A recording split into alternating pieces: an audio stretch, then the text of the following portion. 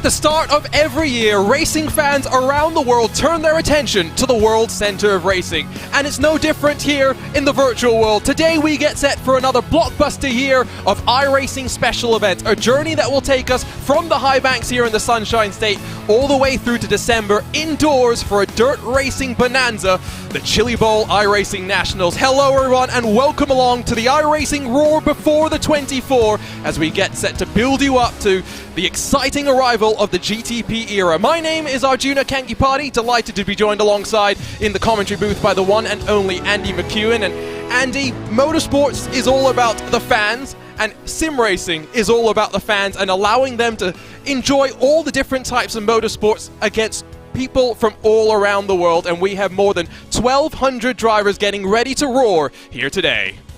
Yeah, absolutely. Really looking forward to this. This is the start of the motorsport season for me. You know, the Roar at Daytona, fantastic event, really easy event to access as well if you are a sim racer on iRacing. The cars that are in use on this grid are really user-friendly cars, actually, for everything from the GT4 cars, which are really good fun to drive, all the way down to the brand new Toyota GR86. Really interested, actually, to see how that car races out on the high banks. And yeah, let's get this 2023 season started. It's a solo event as well, which is slightly different from the endurance events that we're more used to here now on iRacing. You mentioned the GR86. It's a new free car as well, replacing the much beloved Mazda MX-5, but we'll see what a show that they'll put on for us here today. Daytona's a very different type of a racetrack as well, Andy. It's more of a cerebral type of a racetrack. Yes, you have to be technical to be fast, but playing the strategy games in the draft is going to be so crucial over 2 hours and 44 minutes here today. It's a kind of racing I personally really enjoy because it's a circuit where obviously you can overtake, you can make progress, you can stay with that lead pack. If you're within, you know, half a second a lap of the fastest car out on track, you've got a chance of winning. And I love that because it means it's a wide open race. You're almost guaranteed a real sprint to the finish. And, you know, as someone who's a big fan of NASCAR racing in particular, that's right up my street. But I really enjoy that tactical element as well. It's not all about going hell for leather right from the get-go. You've got a little bit of fuel calculations to be making, certainly in the GT4 class. They're going to have to really watch their fuel mileage. And I really like a race that makes the drivers think about more than just pressing the pedals and turning the steering wheel. We make it sound so simple in terms of hitting those pedals and turning the wheel. Here's a look at that iRacing special event schedule. And while, yes, it's changed a little bit from 2022, much excitement around next weekend when we get set for the first of 4 VCO Grand Slams as we feature IMSA events with physical trophies on the line. Of course, Bathurst returns along with a new event in the form of Road America 500, where we'll break out the legendary IMSA GTP and the GTO machines, I believe they're called. A new event as well, the Fuji 8 Hours, replacing the Suzuka 10 Hours. We'll see how that goes, and let's not forget the one event still to be penciled in, the Peachtree 3. Say that one 5 times fast, benefiting the National MS Society. Going to be a lot of fun when we go racing once again.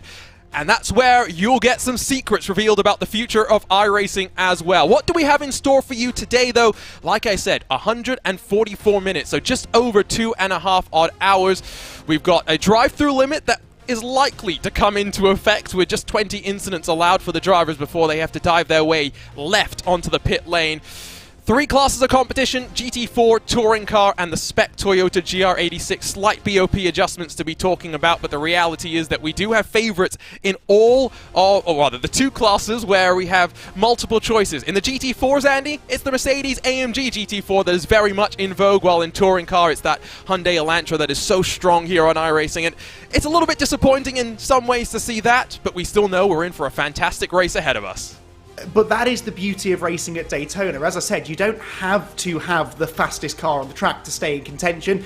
It helps, and over a reasonably long race such as this one, if you do have a slight pace advantage, there is the potential to pull away from the pack, but it's awfully difficult to do, particularly in that touring car class. I know from personal experience racing the Elantra around Daytona, it's not necessarily the all-conquering car you would imagine. The others are perfectly capable of staying with you, and when you throw in the strategy elements, dealing with with the traffic, the endurance aspect of this race as well. I don't think any of these classes are going to be dominated by any one particular driver or car, and that should make it really good fun for us watching along. Here's a look at the famed Daytona International Speedway. We use almost all of the 2.5 miles of banking, but then we add that tricky infield section. Yes, you've got two hairpins that are named somewhat similarly in terms of horseshoes, but they're very different and very bumpy on braking as well. And we're going to see plenty of drama, but I think what we're expecting a lot more drama in, Andy, is 3 classes of competition, and multi-class traffic is going to play its part. You would think around a circuit like Daytona that there is plenty of space to negotiate that traffic, but we know from experience it's not as easy as you think. The closing speed is what does it really, because we do have incredibly high speeds, particularly out on the banking. You've really got to anticipate the traffic, be that the quicker driver or the quicker car anticipating what the slower cars will do, or indeed the other way around. There are passing places. Of course, if you're in a battle for position as well as negotiating the traffic, though, it still gets very congested. It really is the perfect place for racing, and I'm sure it's going to be fun today. Well, Paul Smith is not part of the event today, either racing or on broadcast, because he's in Germany along with the team over at Porsche. But last year he took us for a lap around Daytona in one of our TCR machines. Let's ride around with Paul once again. Going to take you on a lap around the 3.5 mile road course here at Daytona International. Get your run out of the bus stop chicane right, because you want to carry the speed all the way through NASCAR's turn 3 and 4, and then head yourself towards the tri-oval. That'll give you the best opportunity for an overtake down into turn 1 if you get your exit. You run through the bus stop chicane and exit to carry the speed. Slipstream and draft will be huge around here as well, especially here in this Hyundai TCR. Open up the entry into turn 1, brake nice and early, because the car wants to just squirrel away underneath you, and it's very easy to understeer out there. Turn 2 and turn 3, not really any corners. Then we go into the International Horseshoe, over to the left hand side, brake nice and early. You brake earlier than you expect to do. Careful with your throttle application on corner exit, and then flat out through the kink here, through this left-hander, flat out, no lift of the throttle. I go middle of the track here. I mean, I've missed my apex there, but you can pick it up on the exit of the right-hand hairpin. And then we've got the run back out onto the oval. And again, important to get your speed right. Carry the speed through this left-hander onto the oval. As you'd imagine, absolutely flat out, 100% throttle through turns 1 and 2 of the banking. Up to 6th gear. The speed on my dash is in kilometres an hour, not in miles an hour, so we're over 230 kilometres an hour. Look out for between the 2 and the 1, then hit your brakes down to 4th gear. Back end wants to move around, that's good in the TCR. It gives you a lot of turning. You've got to be careful with the sausage curb on the final part of the bus stop chicane on the right hand side. It can kick the car and push it out wide. And then, as I say, absolutely flat out once again through turns 3 and 4. Keep it over to the left hand side for the shortest run to the line here. And there you go. That is a kind of hot lap around Daytona International Speedway. I did a 1:59.7. Depending on the weather, the top guys will be doing 57s, 58s in the TCR. So, hope you enjoyed that, and I hope that we have a very good race here in the Roar Before the 24. Always great to get a little bit of a look at the track as we get ready to go, and now we look from up above, and you'll see one of the primary, I think, opportunities for danger. I'm always going to call it the bus stop chicane, Andy, but it's now been rechristened the Le Mans chicane. It's a tricky old section as well, and Paul mentioned it that you've got to maximize it in qualifying just to start a flying lap, but I've seen so many times when drivers try and go in a little bit hot to the first part, and then they compromise themselves on the exit, and it's a long old run back before you hit the brakes at turn number 1. And there is nothing more frustrating than making it 3/4 of the way around a pretty lengthy lap here at Daytona, only to get it wrong at the last real corner, which is that bus stop chicane.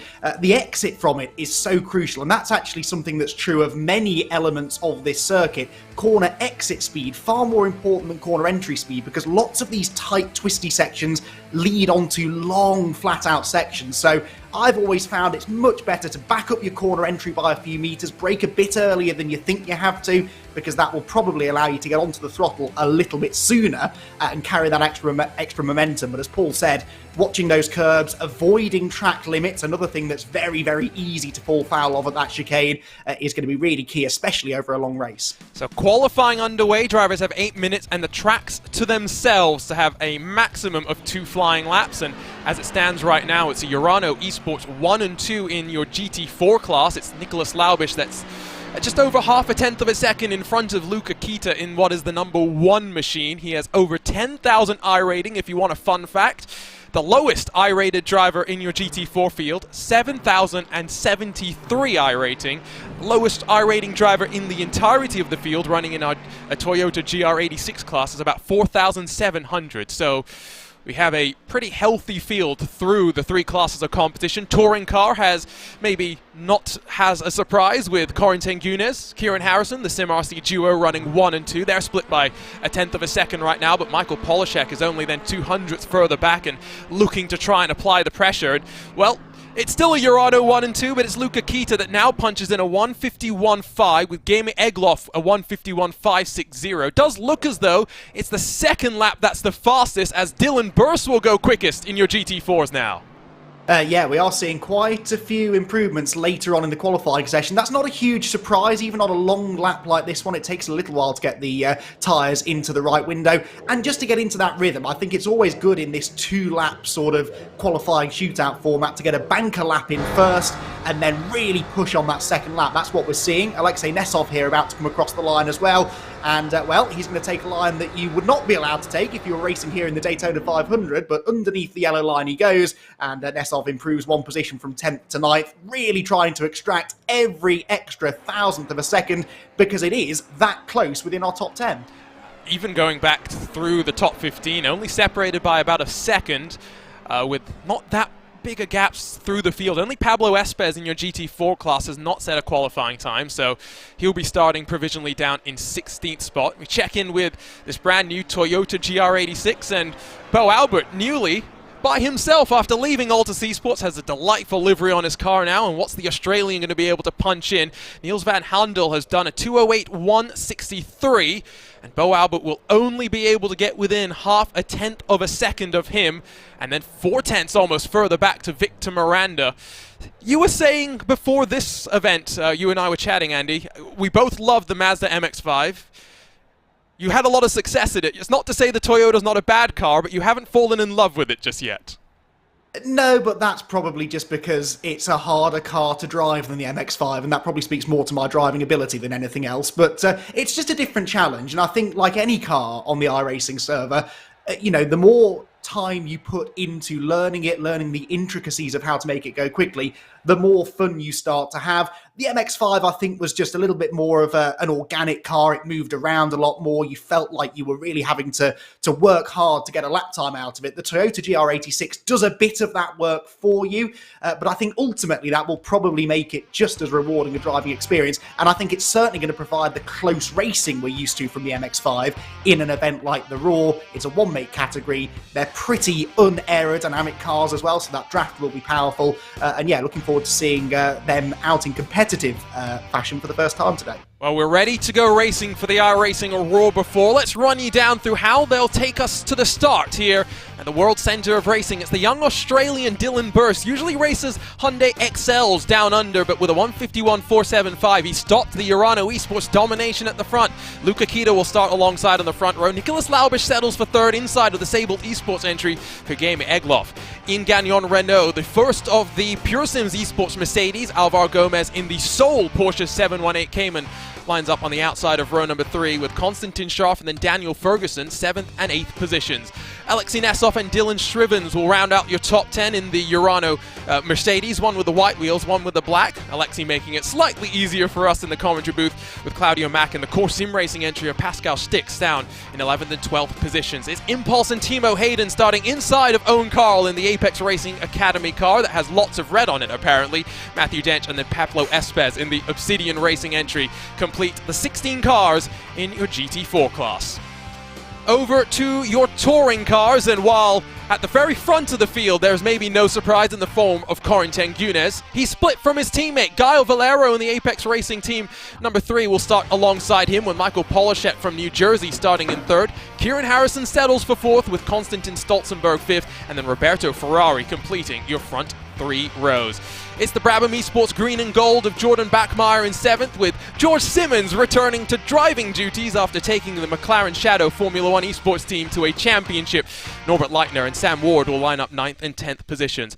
Bit of a shock to see Brandon Hawking in the SRC Movano Corsa entry down in 11th. He'll have Robin Monster alongside as they try and crack their way into the top 10. Pablo Castro starts from 13th with, I'm sure, a legion of fans watching along with him. Simone Passoni, Ismael Jimenez, Emily Jones and Angelo Michel round out your field in the touring cars. They're already rolling to get underway, so we've got to cycle through our final class as quickly as possible. It's the Trek Esports car of Niels van Handel, though, that will bring us to the green. Bo Albert alongside with Victor Miranda, Wayne Bork, Bent Nagy, Jay Vigo, your front 6 cars in class with Valentin Bonney, Graham Saunders, Arthur Camelot, David Bohm, Ben Faulkner, and then Chassonet Vincent, your top 12. Just a handful more cars in the form of Corintz, Banks, Bentz, and Burton Harris. 16 Toyota GR86s ready to go. It's a big field, and like we've already mentioned once before, Andy, traffic management is going to be so paramount. Yeah, absolutely, and they need to remember that you're not going to win this race into that first corner. You're going to arrive at turn 1 pretty quickly. It's invitingly wide. It's a big braking point. The temptation is to try and stick it up the inside 3 wide. Someone will do it. Someone will fall foul of that, but that is not really the winning strategy. But yeah, going to be one heck of a race, that's for sure. It's time to kick off another year of iRacing special events. We're here at the World Centre of Racing to roar once again. It's Dylan Burst that will pick up the throttle. We're underway for the iRacing Roar Before. It's a great start at the front, but instantly Egloff tries to make it 3 wide on their funnel down into turn number 1. Burst will lead them through as they're side by side behind him through the entirety of the field. And don't forget, while these drivers are already racing, so are your touring cars. It is going to be Corentin Gunes that converts pole position to the lead of the race. It's Michael Polacek trying to get his way in front momentarily of Gaio Valero. Does not work out in that direction as they work their way down into the International Horseshoe. Already a swap around for the lead, though, in the Toyota GR86 class momentarily. It's Bo Albert looking to the outside here, Andy, into the Horseshoe.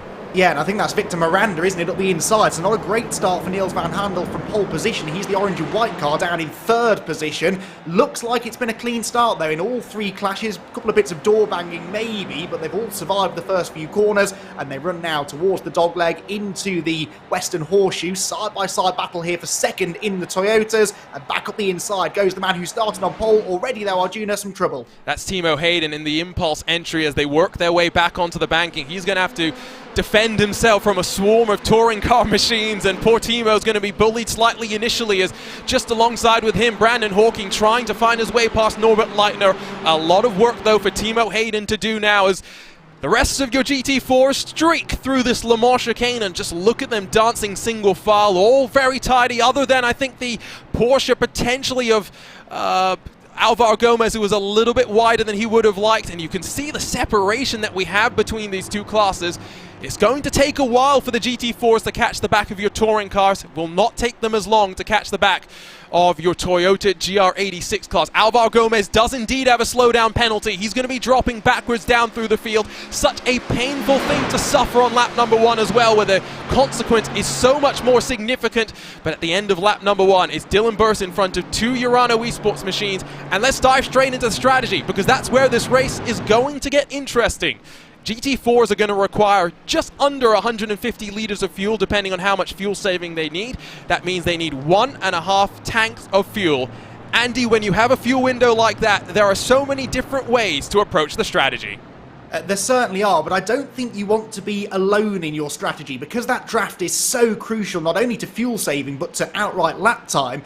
You've really got to treat this a bit like a super speedway NASCAR race. You don't want to come down pit road on your own because you'll lose so much time. So having some friends out there on a similar strategy is not necessarily a bad way to go. It'll be interesting to see just how much of a split in strategy we get in the GT4s. Back to the GR86s, Victor Miranda is back to the front, so a real topsy-turvy first lap for him. He was third out of turn 1. He's gradually moved his way back to the front of the field, but look at that view that he's got in his rear view mirrors. I think it will remain like that for much of the first stint. Yeah, and Bo Albert went from challenging around the outside for the lead to being back in 5th position. I don't really think we're in the sort of a race where these drivers are going to be too concerned.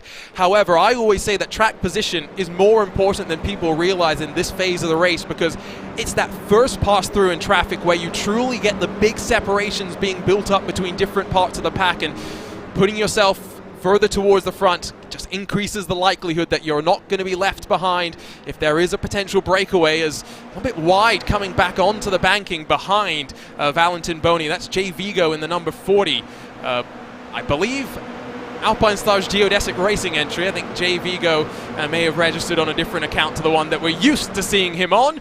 Let's check back in with your touring cars momentarily, because you can see that Timo Hayden has been able to work his way past after a lap and a half now. And the rest of your touring car class is going to now figure this all out. Last time we were here at the Roar 12 months ago, we had a pretty nondescript race until it all kicked off. 3 wide became 4 wide when some traffic decided to make it try and go around the outside, and I think you can predict how that ended, Andy. Yeah, probably not that well, I'm guessing. It's a lot harder to do than you'd think, even on such a wide open circuit as Daytona, but you can see just how much more narrow it is when you come down onto the infield section. On board here with Konstantin Stolzenberg, he's running 5th within the touring car class, and right ahead of him, Michael Polishek, who's lost 1 position from where he started.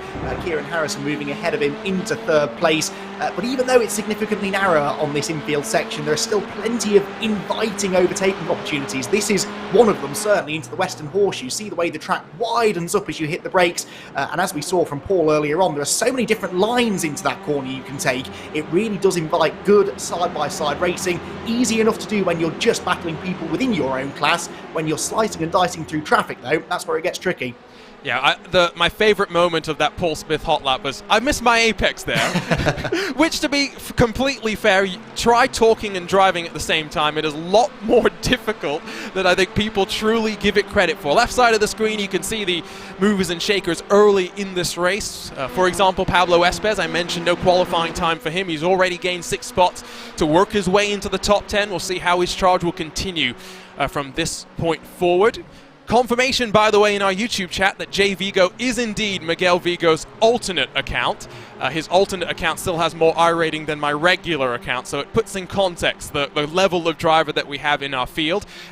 Miguel/Jay, part of the Alpine Stars Geodesic Racing team, although I don't think they are now the Alpine Stars Geodesic Racing team. It's the Hydro Race Geodesic Racing team, which we're basic commentators. They're going to have to make our lives a little bit more simple than that over the next couple of months as we adapt to the change. Lights flashing already from Konstantin Stolzenberg, and I'm not entirely surprised, because already a gap of about 9/10 of a second has formed between 3rd and 4th position, and while the draft is around 1.5 seconds here, in a car that is so draft dependent, you definitely don't want to lose out in these early stages. And to your point that you made a minute or two ago, that's why track position is so important, because once you lose the toe, it's very difficult to get it back. Yes, the gaps ebb and flow slightly through the lappery, but you know, generally speaking, if you drop 2 to 3 seconds to the group in front, it's going to take you an awfully long time to get that time back. So yeah, really important here that they try and latch on to the leaders. And actually, it's Polishek who seems to be holding the rest of them up ever so slightly. Stolzenberg wanting to try and find a way past him. Perhaps if he feels that he's quicker, then maybe it's better for him to lead the group. Now, whilst we're talking strategy and tactics in the first 2 classes, I don't think there's a lot of tactical thinking going on within the GR86s. This is a proper race. No, I'm loving this. You can see the touring cars working back onto the banking behind them. Great camera shot, and there are so many great camera shots that you can get here at Daytona. I think it's the entirety of the 16 Toyota GR86s are still in this gaggle. It's going to be very curious how it plays out once we get that first pass of traffic. You can see on the bottom right corner of your screen that the GT4 machines are working their way back over to the start-finish line, while the slowest class just getting to the final part of the infield as Jay Vigo puts a bit of pressure onto Valentin Boni and maybe looks to the inside momentarily, does think better of it. Let's cycle our way back, though, to the race start momentarily here. Pick up first what happens to Timo Hayden. It's a self-inflicted mistake, and I don't even think he can really blame the cold tires on this one. I think he gets a little bit too far to the right and maybe onto the grass, and yes, indeed.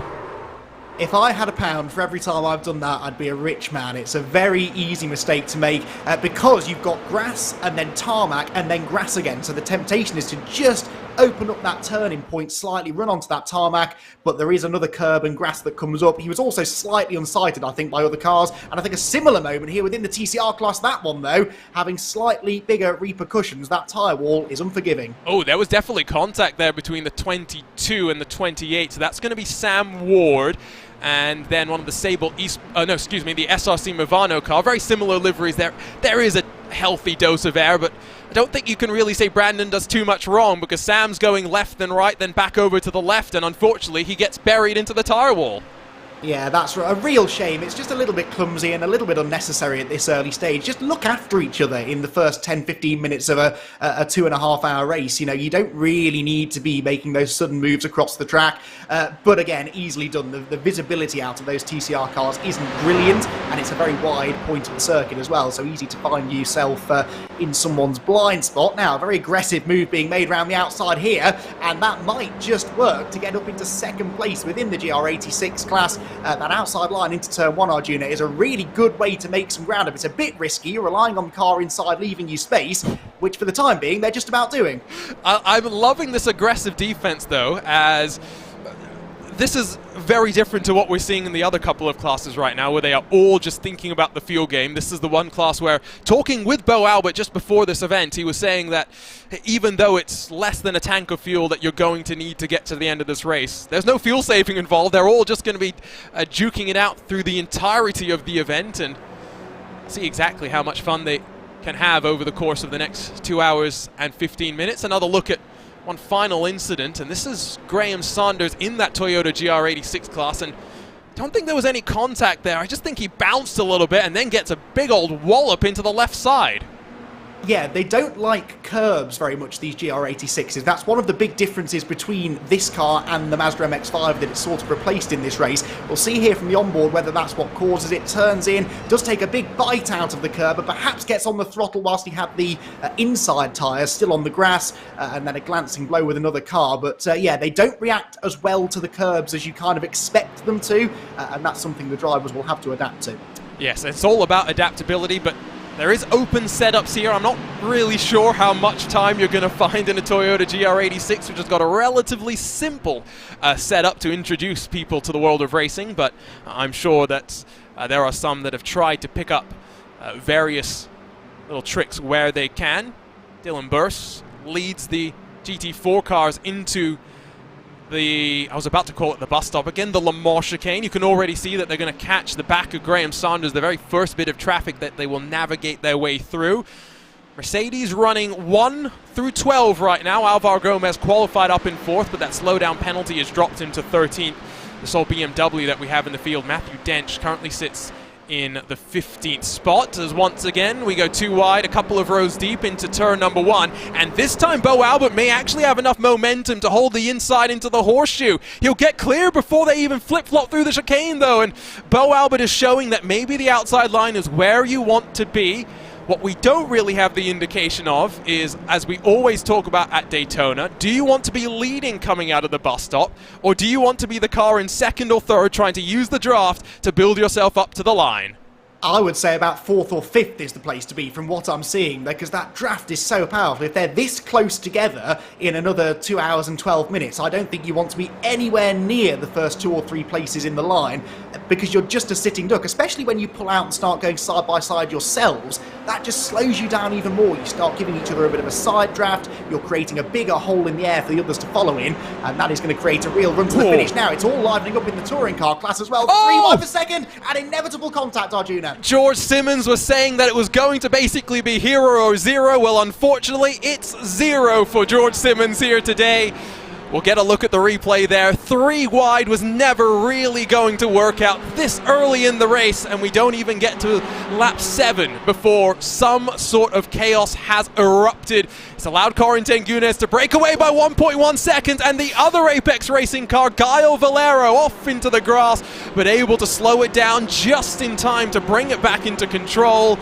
Drama for your touring cars. We see this so often in these races. They're really patient and they really look after each other for about 10 minutes, and then they get bored, they get fed up, they feel that they're faster than the car in front, they start seeing the traffic looming on the horizon, they want to try and gain some track position, and it all starts to kick off. I mean, it's a very ambitious move, gets it a bit wrong under braking, actually makes it stick up to this point, then thinks he'll have another nibble at his teammate, he runs out wide, and they just find themselves in an awkward position into a part of the circuit where there just isn't the space. No one really to blame there, in my opinion, Arjuna. It was just 3 cars into a part of the circuit where 2 wide is hard enough. George Simmons enjoying his return to racing, I think it's fair to say. Let's ride on board with Michael Polashek and just see his view, because it's about as perfect as you can get when the seas part for you like that.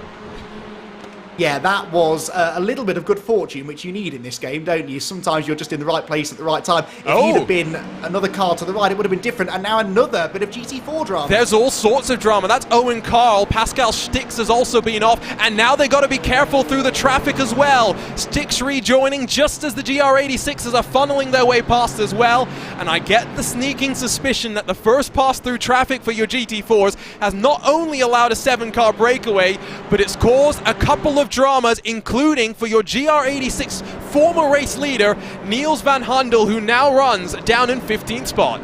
Now, is that car damaged then? It looks like it is. He's pulling over, so race done then, it seems, for Niels. That's such a shame. We'll wait and try and dig out a replay for that, but we did sort of predict this would be the issue, and you can see why. Look at that speed difference as they get out onto the high banking in NASCAR turns 1 and 2.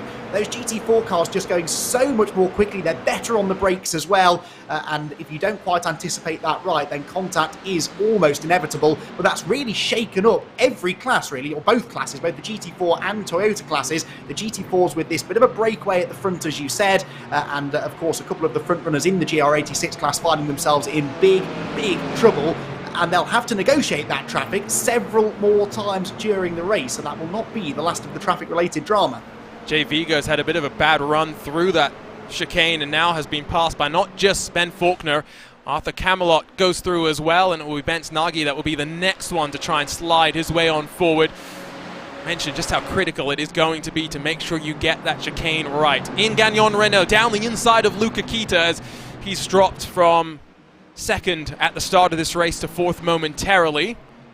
As we mentioned, 7 cars currently in this lead train. Dylan Burr still at the front, punching the hole in the air. Definitely, I don't think the position that anyone else would want to be in. He's got Nicholas Laubish in Gagnon Renault, Luca Kita, Alexei Nesov, Game Egloff, and then Dylan Shrivens, the 7-car breakaway before a 3-second margin then back to the 2nd gaggle of cars. Well, for Pascal Stix, not much he could have really done there. We only really got the aftermath of it. We'll cycle back a little bit more and see if we can check out exactly what happened to the Trek Esports car, and it's as the Obsidian Racing car was looking down the inside, but I almost feel like the GT4 doesn't do much wrong there.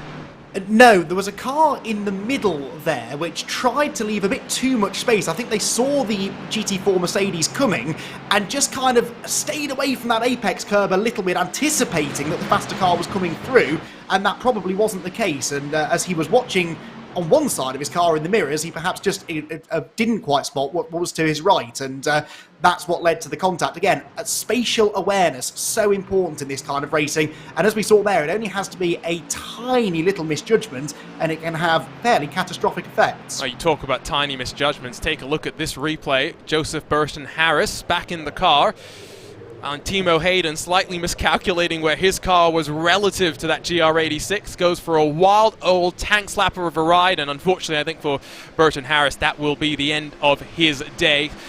So a handful of replays to work our way through as the drama starts to pick up, not even about 30 odd minutes into this race, and already the 49 starters likely whittled down, you'd have to assume, to maybe 46 out on track, with at least 2 retirements in your GR86 class and potentially Owen Carl out of this race as well. It's the white wheels of Alexei Nesov that currently is on the defense. Disabled Esports entry behind. And in a group like this, I think the Urano Esports teammates are going to be quite happy in this situation, Andy, because they've got 4 cars in a 7-car breakaway.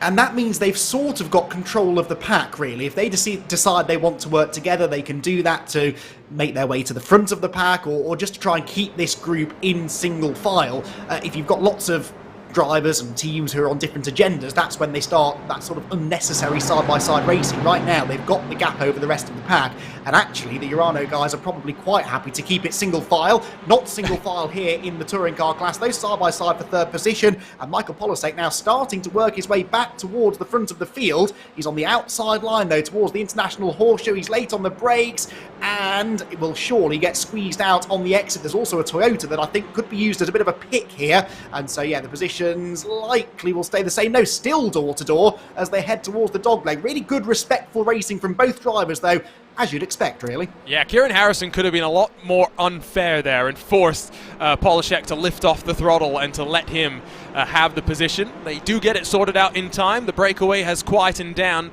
Gunez just had a 1.2 second advantage a handful of moments ago, now down to 0.8 of a second, and it is SimRC that run 1 and 2 at the front of the field.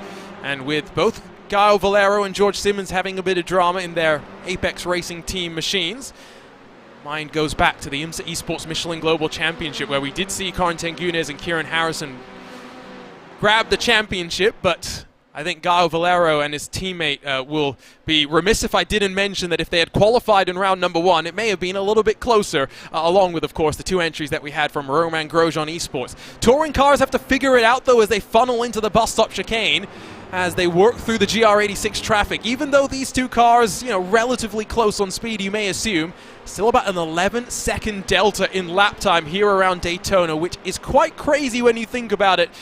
And they work their way past, and they'll build themselves back up into the drafts once again. I think Pascal Stix, by the way, has decided to bring his core sim racing entry to the safety of pit lane. No free fast repairs in this race, unfortunately, Andy, for some of the competitors, so they're very much, well, in trouble now.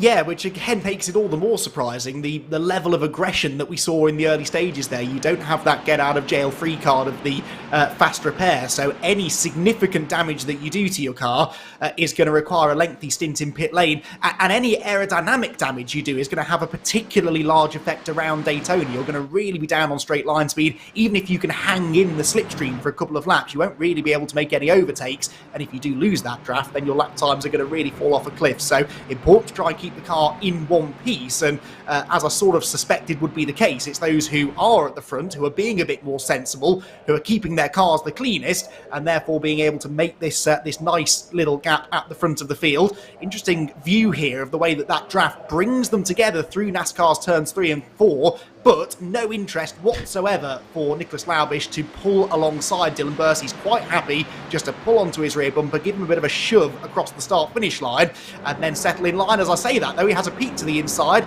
Definitely a peek up the inside of Alexei Nesov there, though, for 3rd position, and it is now only 1 Urano car in the top 3, and there's contact! I did wonder, Ian Gagnon, Renault and Nesov get tangled together, just forcing the issue a little bit too much. They'll get away without too much damage there, and they should be able to tuck back into the draft, but they may just have bridged the gap to those trying to chase them down. More drama this time in your GT4s as they funneled in through turn 1 and 2 and into that chicane where we saw the touring car drama just a handful of moments ago. We'll grab another look at it here, and we'll have to get, I think, a better angle of this one, maybe looking rearwards from Nicholas Laubish, who would have had a great view of the action. Alexei Nesov really did send it deep into the corner. Gagnon Renault was not so remiss to let Nesov grab the spot so easily, and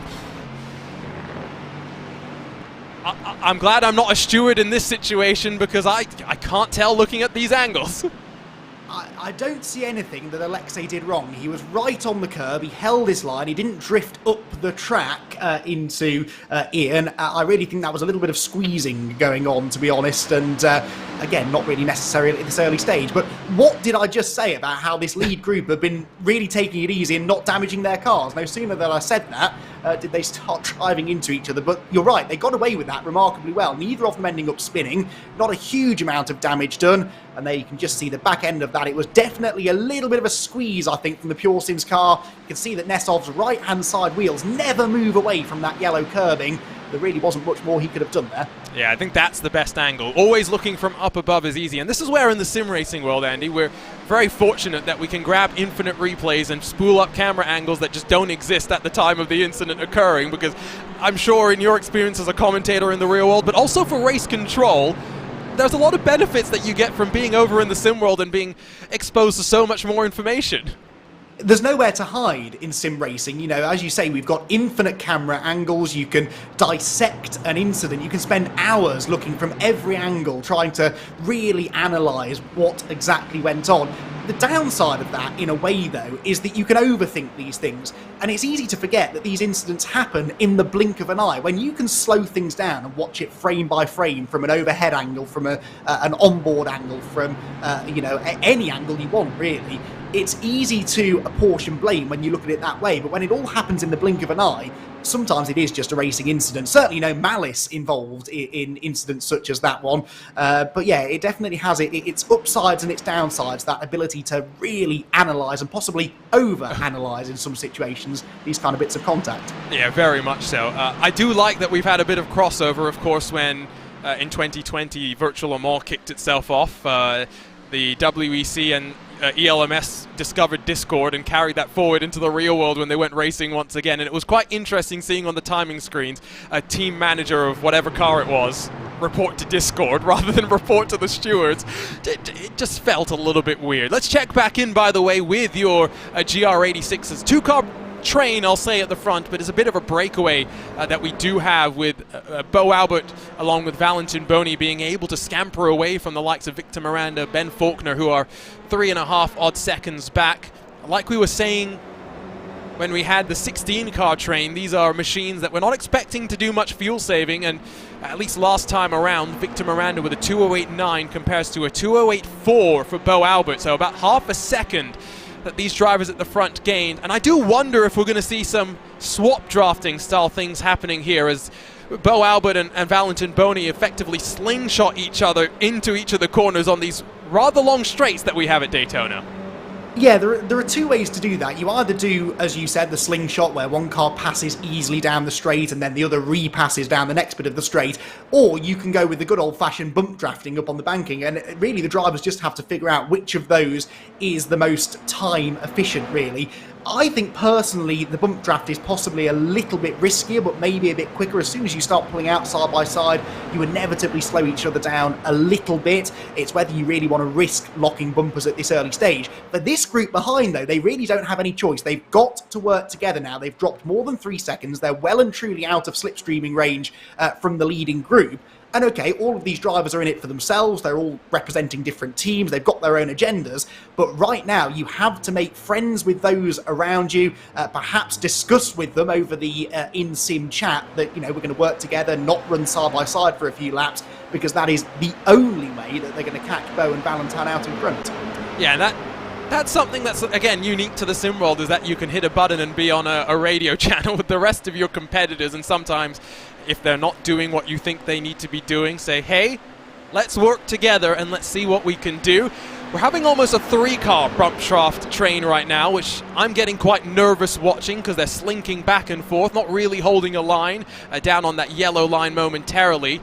They'll fan out 3 abreast. I don't know if we're going to see Jay Vigo really go for it, and indeed he's just going to hang position. It's Camelot and Nagy that are going side by side. Big send to the outside as they work through turn 1, which does seem to be a very strong move in these Toyota GR86s. And a free Toyota GR86 to all members here on iRacing. So if you enjoy this type of racing, even if you are a bit sad that there's no Mazda MX-5, then, well, you can get your fix. As big old slide there off the exit of the International Horseshoe for Ben Faulkner. He drops 7/10 back, and all this is going to do is grow that gap more and more. Last time by, Victor Miranda, a 209.215, 7/10 slower than Bo Albert and Valentin Boni, who have managed to figure this out so far and are working very, very well together. The second group will have to start to work together maybe a little bit more, but they do have traffic starting to work its way closer and closer to them, and it's another swarm of GT4s that gets ready to pass them by. And look at the way that those Urano cars have sort of magically got themselves together, second, third and fourth, just as they're about to reach the traffic. Now, if they really wanted to, they could try to use this as an opportunity to gang up on Dylan Burse and find a way past him, but Dylan's had a really good exit there out of turns 6 and 7 and up onto the high banks, and this is the perfect situation. That entire group of Toyotas staying to the left-hand side. Hopefully they'll clear them all before the braking zone, which they do. Absolutely zero time lost for either class, at least at the front of that group. Behind there are a few sends, and there's contact. That's not just a send, that's going to take out the GR86 field.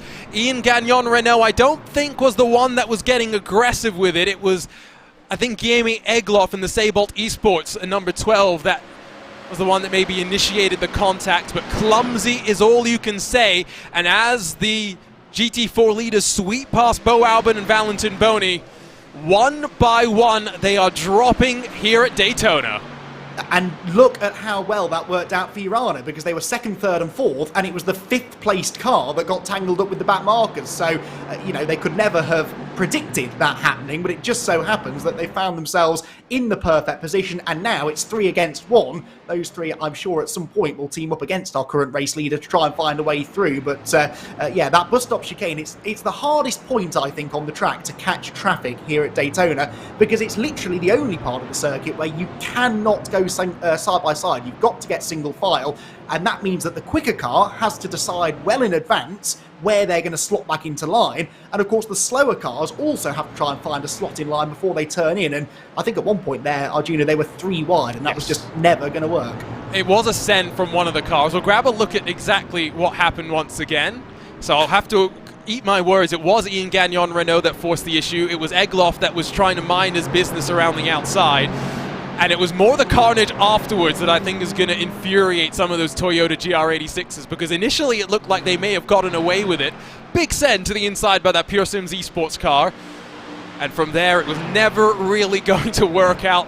Smoke, carnage, chaos. I think everything you kind of expect when you come here to Daytona. Yes, that is a familiar sight, isn't it? Particularly down that backstretch. But, yeah, that was just a low percentage move, really. Again, at this early stage, going to the inside like that, you've got a massive slipstream. You're arriving at the chicane quicker than you normally would. And then you go and put yourself on a tighter line with less time to get the car slowed down, and you know you're likely to run into other cars on the apex. It would have been much more sensible there to go to the outside, just lift off the throttle. Just because you've got the run on the car ahead doesn't mean you have to take it anywhere, and they probably all would have lived to fight another day. But yeah, quite a lot of damage, and as you say, it's the GR86 drivers I feel for the most there. And so in that GR86 class, we had the 16 starters, 11 are now left running, and we only really have a handful of breakaways. There's a bit of contact there between Pablo Espez and Konstantin Scharf, as Scharf made a bit of a mess of the initial braking zone in the arc off the banking, which sometimes does unsettle some cars. These GT4s, of course, don't have that much downforce. They are very much stripped down machines, much more similar to their road-going counterparts than GT3 cars have now become. It's quite crazy to think about the transformation that we've seen in the GT3s over the era that we've seen them evolve. They went from being rather basic to now being aero beasts in so many ways. So we're left now, I think, with the touring cars to put on a show, because they have indeed closed their way back up, and we have 11 cars stacked up behind the SimRC duo at the front of the field. It's a class where we expect just a single stop through the course of the race, and so not sure if I'd like to be where Corentin Gunez is, and I'd wonder if I'd be getting onto the radio to my teammate and saying, Kieran, I've been leading for 40-odd minutes. Do you mind carrying the torch for a little bit?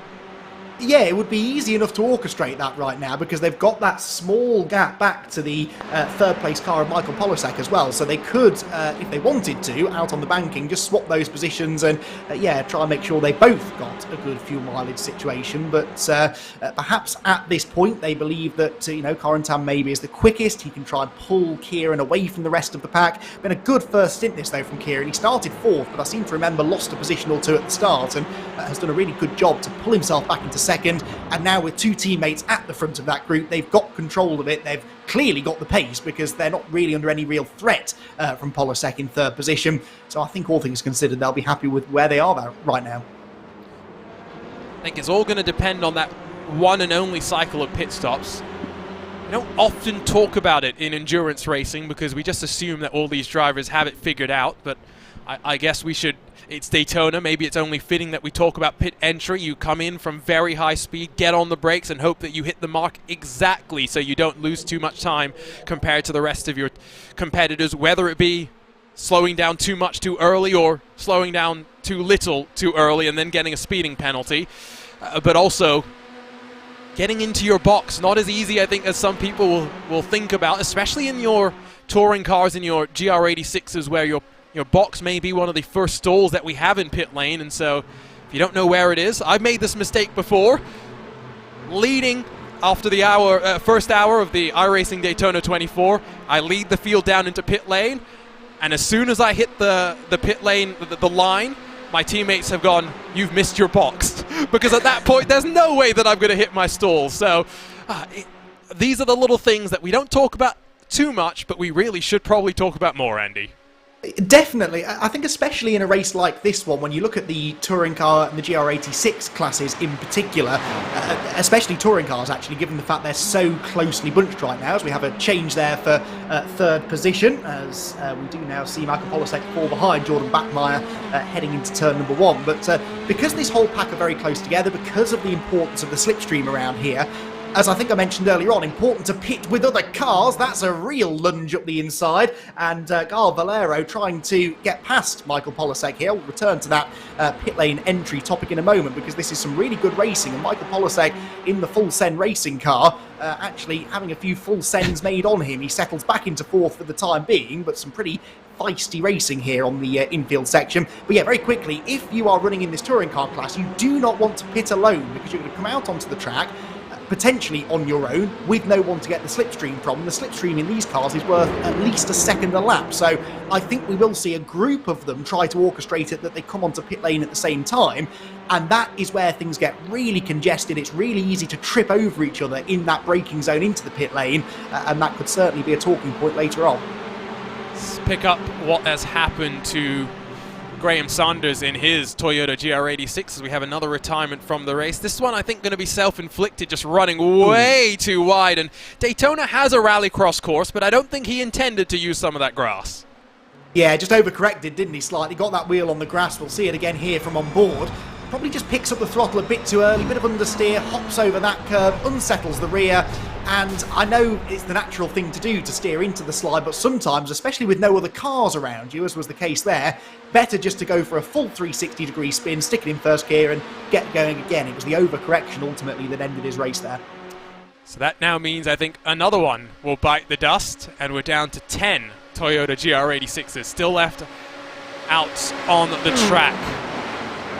Kieran Harrison just trying to shape up to avoid a potential swoop down the inside by Jordan Bachmeier in that Brabham Esports green and gold. It's great to see those colours across of various different cars here on the iRacing service. We saw that when Brabham Esports actually debuted in the VCO Esports Racing League, they had a different livery for different cars to hark back to various classic paint schemes that they had. I think the green and gold is my favorite of the bunch, and I'm glad it's the one that has stuck as well. Brabham Esports definitely one to watch across of the sim racing world. See what Bachmeier is going to be able to do against Corentin Gunes and Kieran Harrison, who I must say, full credit to SimRC. They recognize that commentators need help, and we're not smart people at the best of times. I can tell that Corentin Gunes is Corentin Gunes because he's got the green highlights. I can tell that Kieran Harrison is Kieran Harrison because he's got the purple highlights, because there are way too many teams here that just assume, Andy, we're going to be able to tell which car is who. Absolutely, and they'll be the first to criticise when we get it wrong, won't they? So yes, full credit to them for making our lives a little bit easier. Also just helps the drivers, really. They've got their own unique look. Anyone else watching along at home supporting them knows exactly which car they're in. and they happen to look quite good as well. There's the Real World Championship I commentate on where a team have run about 5 or 6 cars, all with identical liveries, and they think that because one car has a green sticker on the door and one has a red sticker on the door, I can tell the difference. But when you're a mile away in a commentary box and it's raining at Snetterton in November, there's no chance that you're going to notice that. So yes, this is much more like it. The cars look good, and I tell you what, teamwork-wise, they are working together absolutely perfectly. Yeah, no, I think for now they're basically doing exactly what they need to, but I'm still a bit worried for Corentin Gunez when it comes to the fuel numbers that he is hitting and how much shorter of a stop the rest of his competitors will likely be thinking about taking, as a couple of cars getting a little bit squirrely on the brakes down through turn 1. Of course, this Daytona International Speedway, relatively bumpy in places. These International and West horseshoes look simple, but can be quite tricky to actually get them right, as we've seen already here today. Of course, this is the Roar Before. Next week is the big one. It is the biggest race in sim racing, at least participation-wise, when more than 16,000 drivers go racing for the iRacing Daytona 24. Twice around the clock in 3 classes of competition, with the new BMW M Hybrid bringing the LMDH era over to iRacing, and that GTP class, the Dallara LMP2 class, still there and likely to have a mega turnout in the top split broadcast brought to you by VCO. And let's not forget the GT3 is looking very, very exciting right now. Are you going to be racing next week, Andy? Because I know you're down for some commentary, but are you planning on doing the double? Well, I was actually planning on racing, but unfortunately some real-world commitments meant that I couldn't get the practice in that would have been required. And look, even if you're not in the top 2 or 3 splits, you need to get that practice in. What was that all about? One of the Toyotas in the barriers, it collects another down the straight. This could be big. Oh, I don't know how we got away without more TCR cars getting mixed up in that one. But clumsy, clumsy stuff once again into the bus stop chicane. And we're not even an hour into this race, and we are losing cars one by one by one. Here's a look straight away at what happened, and that was Konstantin Stolzenberg, I believe, that absolutely murks Scott Banks, and I think that was Chassunet Vincent. I don't really know what he was thinking there, to be honest. I'd like to see that again, because one car seemed to zig and the other almost seemed to zag the other way, and they kind of just met in the middle. I think it was almost just a miscommunication, or just making life a little bit difficult for each other. I said you've got to anticipate what the other cars are going to do, and when they suddenly start weaving from one side of the road to the other, that becomes an awful lot harder. Let's see it then from Stolzenberg's perspective. So there's a gap to the outside, that gap starts to close, and he just misjudges the move from the right to the left. I can see why he did it. It was too early down the straight to be lifting off or hitting the brakes, really. That was a legitimate move to try. He just didn't quite get it right. I think this is one of those things where I'll just point out that self-preservation has to be important as well. I know that Konstantin would have preferred not to get off of one pedal and onto the other. Sometimes you have to. And it was very lucky that this did not end up in a much bigger incident. Just look at how close that one was, and then even with the other GR86 who almost got into the back of the end of the train, that almost collected more cars than were needed to. We've just seen a handful of clumsy things through the course. You think back to George Simmons' 3-wide thing. Racing incident, yes, but clumsy across the board, I would say, in some ways. Alexei Nesov and the Pure Sims car, Ian Gagnon Renault, clumsy as well there. It's not really what you expect from some of these drivers. It really isn't, but then I think that speaks to the nature of the Raw, certainly in comparison to things like the Daytona 24 that we'll see in a week's time. 2.5 or 2 3/4 hours seems like a long time, but to these drivers, it isn't. It's probably less than your average stint length in a 24-hour race. It is a solo driver effort as well, so if it all goes wrong, it's not like you're letting 2 or 3 teammates down who haven't even had a chance to get into the car. And yeah, you've got to fight for track position. If you lose track position in the first hour, you don't have another 23 to get that track position back. And all of the drivers know that the best opportunity to gain that track position and that time back is in the traffic. So although it is in theory an endurance race, it really runs a lot more like a sprint race. And I don't know if this is typical for this event, this level of action and incident in the first hour. It's my first time covering it, but I can sort of see why it happens. I don't agree with it, but I can sort of see how we get here. And I'll give full credit, by the way, as you see the track map in the bottom right portion of your screen. All three classes basically on the same bit of tarmac right now. Oh dear. I'll give a bit of credit to the likes of Pascal Stix, who after his incident in the early stages is running 6 laps down by himself, but that's what endurance racing is meant to be about. Getting to the end is the first step. Where you finish is step number 2. And I understand, I'm not trying to say because I've done this myself in the 24-hour events. If you have a crash in hour 1 and you're suddenly 6 laps down with a broken car, it's very hard to motivate yourself to go for another 23 hours, knowing that you don't have a safety car like they do in IMSA to get you back onto the leading lap potentially. But I always like to call out this endurance racing spirit when we see it, and hopefully we see a little bit more of it next week as well. 49 cars took to the start here. I think basically we can talk about 38 still being in contention, with a handful more still puttering around and trying to salvage what they can from the race here today.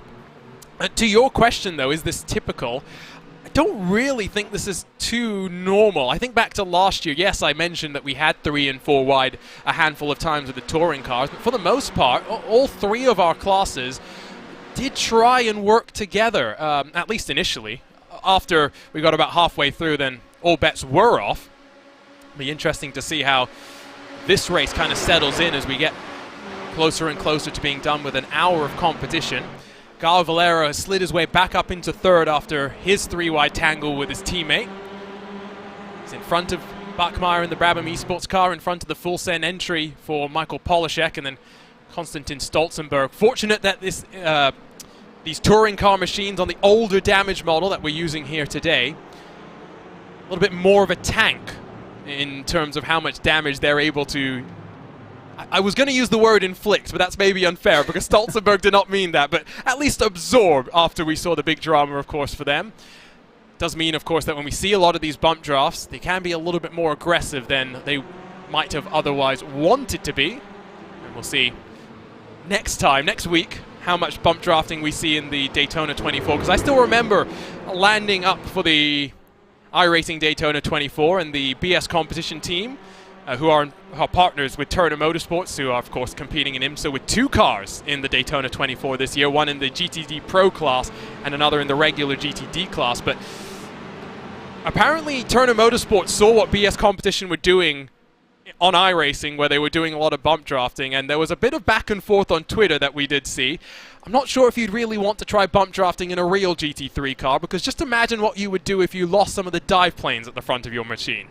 Yeah, precisely. They're there for a reason, aren't they? And they're far more likely to fall off if you do that in real life than on the sim, perhaps. It's awfully good fun, though, I have to say. It's a really satisfying feeling pulling up behind someone, giving them a little shove and seeing that speedo start to climb. What we're seeing here is the GT4 lead group now negotiating the touring car lead group. And again, they've sort of caught them at quite a handy part of the circuit, coming off NASCAR Turn 4 down the front stretch. But are these Urano cars going to clear them before Turn 1? Well, I think that Nicholas Laubisch will, but the others are going to get a little bit stuck, and this has the potential, Arjuna, to really split that GT4 pack. The question will be, can Kita and Shrivens bully their way past Kyle Valero? They can, and now they'll hope that at least one of the touring cars will be cleared on that funnel into the International Horseshoe. Heads up driving there from Luca Kita, knowing and recognizing that Kieran Harrison was giving them a bit of the squeeze, and that maybe the better option was going to be to try and get the run off the corner. And Harrison,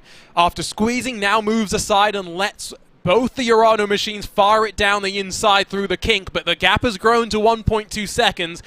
And Kita and Shrivens are going to have to now work in tandem to slingshot their way back up into that main drafting train, where they'll settle back into the rhythm and head to fuel saving once again.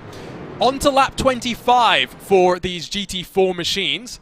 Fuel window about 32, although with fuel saving, Urano had indicated to me, at least Dylan Shrivens had, that the hope maybe was to go to lap number 34. We'll see how much further they're able to stretch it, and then what sort of pit stop times that we are going to see, because of course this GT4 class, the only class where we require 2 pit stops, given that we need about a tank and a half of fuel, We are going to see some split strategy calls as drivers try and get some track position. And based on what I'd say right now, I do think there's an opportunity for the likes of Alexei Nesov, Konstantin Scharf, and even maybe Alvar Gomez and Claudio Mack as well, to bring them back into this equation. Claudio Mack is running in the 9th position, only 6 seconds off your race lead. And if you get some good track position in the early stage of this next phase of the race, Andy, it does open things back up for you. I'm particularly impressed, actually, with Alvar Gomez because he dropped so far down the order. The worst point of the race to get a slowdown penalty is on lap 1. It's always a bigger penalty anyway, and then you lose so much more track position. He fell almost to the very back of the GT4 field, and there you can see him on the outside line working his way past our touring car race leaders, and he's already back into 8th position. So you're right, he's sort of tagged onto this second group of GT4 cars. He can see the leaders not that far in the distance. He is well and truly still in this race, and really the only non-Mercedes AMG contender for an overall podium or even race win. So yeah, really impressed with Alvar so far. He was making some good moves on that first lap before the slowdown penalty. He's obviously managed to weave his way through the dramas in the midfield reasonably unscathed. I can't see a scratch on that car yet, and he is definitely still a contender. I do like this Porsche 718 Cayman. I do find it interesting now that the 911 has been the Porsche that so many people would think of, but we're talking about the best Porsche race car to drive. I think a lot of people will point to the 718 rather than the 911 now, especially given the 911 is getting a little bit big and weighty in some ways. Excited to see, though, what the new generation of Porsche 911 GT3Rs will do starting at Daytona. Of course, it's going to be very difficult for some of our commentary colleagues who commentate on these cars in the real world to now have to differentiate a 992 generation GT3 from a 992 generation GT3 Cup car, because right now it's somewhat simple. If you see the back of them, one has got the big light bar that all modern Porsches have, and the older GT3R does not.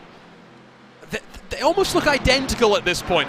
We call GT3 Cup cars baby GT3s now because they're not that much slower around a lap. Not sure exactly how easy that's going to be for the likes of the 24-hour series, which, of course, our friends over at Radio Show Limited will have full coverage of. Kieran Harrison able to fend off a charge from Gaio Valero. You can see the gap grown slightly because Corentin Gunes and Kieran Harrison did not have the best experience with Claudio Mack, I think, getting through them. A bit of contact between Harrison and Mack as they worked back onto the banking, but no major drama in this touring car train that still holds 11 cars strong. And we have a bit of a second pack that's forming as well. Simone Bassoni, Emily Jones, George Simmons in the mix as well here after his little shenanigans that we had slightly earlier, and it stretches all the way back to Angelo Michel. At the very least, you're having some good racing here, even if you're not fighting at the front, in an event that harks back all the way to the early days of the iRacing World Tour. Andy, we've taken for granted 24-hour races with day-night cycles, driver changes, all of these things that we've become accustomed to on the iRacing special events and some of the other simulators as well.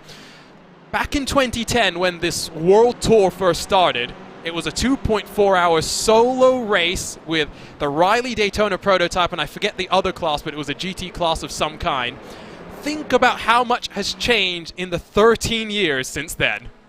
It really is incredible, isn't it? And I know there are some members of the sim racing community who say that, you know, trying to mirror real-world motorsport isn't necessarily the way to go. But for me, certainly it is. It's made sim racing a much more attractive environment to be working in and indeed enjoying behind the wheel as well, because it is the closest you'll get to doing it for real without having to fork out all that money and actually having to have the ability to jump behind the wheel of a real car and do it. But it just looks like a real race, and it really feels like the start of the real motor racing season, because this is pretty much, you know, exactly the kind of racing you see at places like Daytona at season's beginning. And it's been so nice to see that grow. More and more cars now coming onto the iRacing platform as well.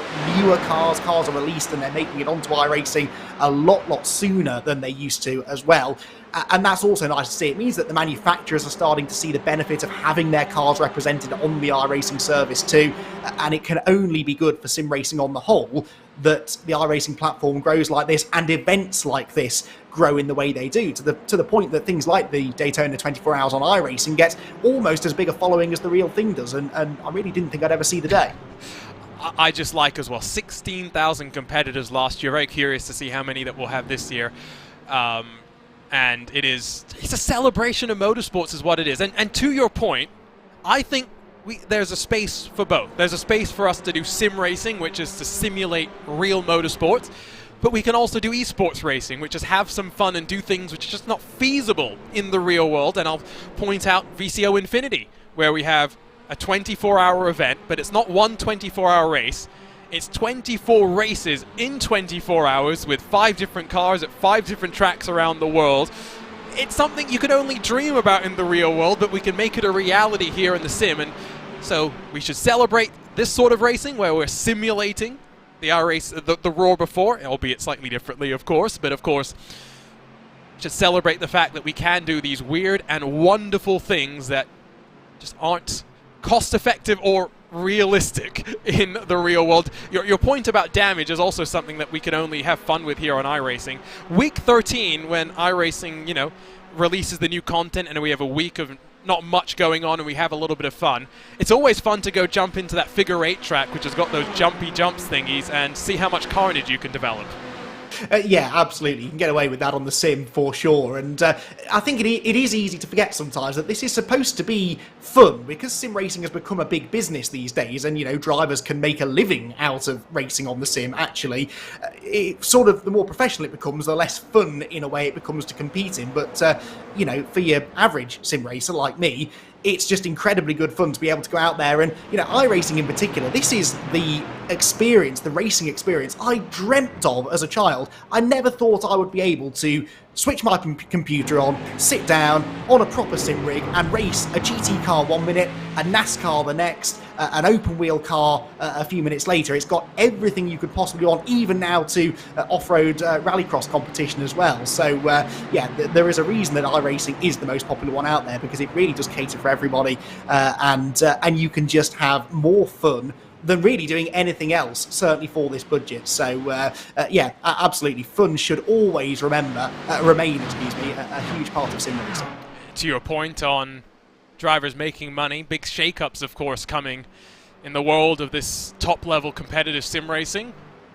Some drivers jumping around, and it's been fun following silly season, on our little own version of it here in the sim racing bubble. Twitter has been alight with all sorts of things going on. For Urano Esports, they've confirmed that Alexander Thieber has signed up for them for 2023. And rumors are at least one more driver is going to be joining them. I've seen some tweets that I've seen some tweets and comments in Discords that it may be Dominic Hoffman after Veloce, and their iRacing squad slightly splintered up. Be interesting to see how they add to the numbers, because look at the numbers they have right now. 5 cars back in this leading train for Urano in what is now 8-car leading group, because they have indeed all bundled together once again. Dylan Burr still punching the hole in the air though, with Laubish, Kita, Shrivens, Nessoff and Scharf, the Urano swarm behind. Espez and Gomez rounding out your leading group right now, and this right on the cusp of getting into the fuel window here, Andy, because we're on to lap 30, only about 2 or 3 laps away from seeing these cars diving on in. Yeah, and I think we'll have a very different look at the front of the race after those pit stops. There will inevitably be a little bit of separation, because some people will have quicker pit stops than others, but this Urano swarm, as we've said, 5 of the top 8 cars in the GT4 class all running to the same team. If they were to pit on the same lap, or perhaps split themselves over 2 laps pitting, get out into some clean air, work together, maybe pit a little bit earlier than the others as well, try and get off sequence, that might help them too. They could really take a big advantage out of this pit cycle. And honestly, if Dylan Burst is able to hang on and win this race ultimately in an hour and a half's time, I'll be so impressed, because talk about being outnumbered. When he looks in his mirror and sees that swarm of red and black Urano cars, his heart must sink a little bit. I will say, though, he is very quick. He's driving well, and every time we get to a technical part of the circuit, Dylan does seem to sort of bring that gap out again. So he's got the pace. I just worry that he's not going to have any backup, which he's going to need in those final few laps. See exactly how it shakes out. I think it's kind of counter to what you'd kind of do in NASCAR, where you want all your teammates to kind of come in on the very same lap.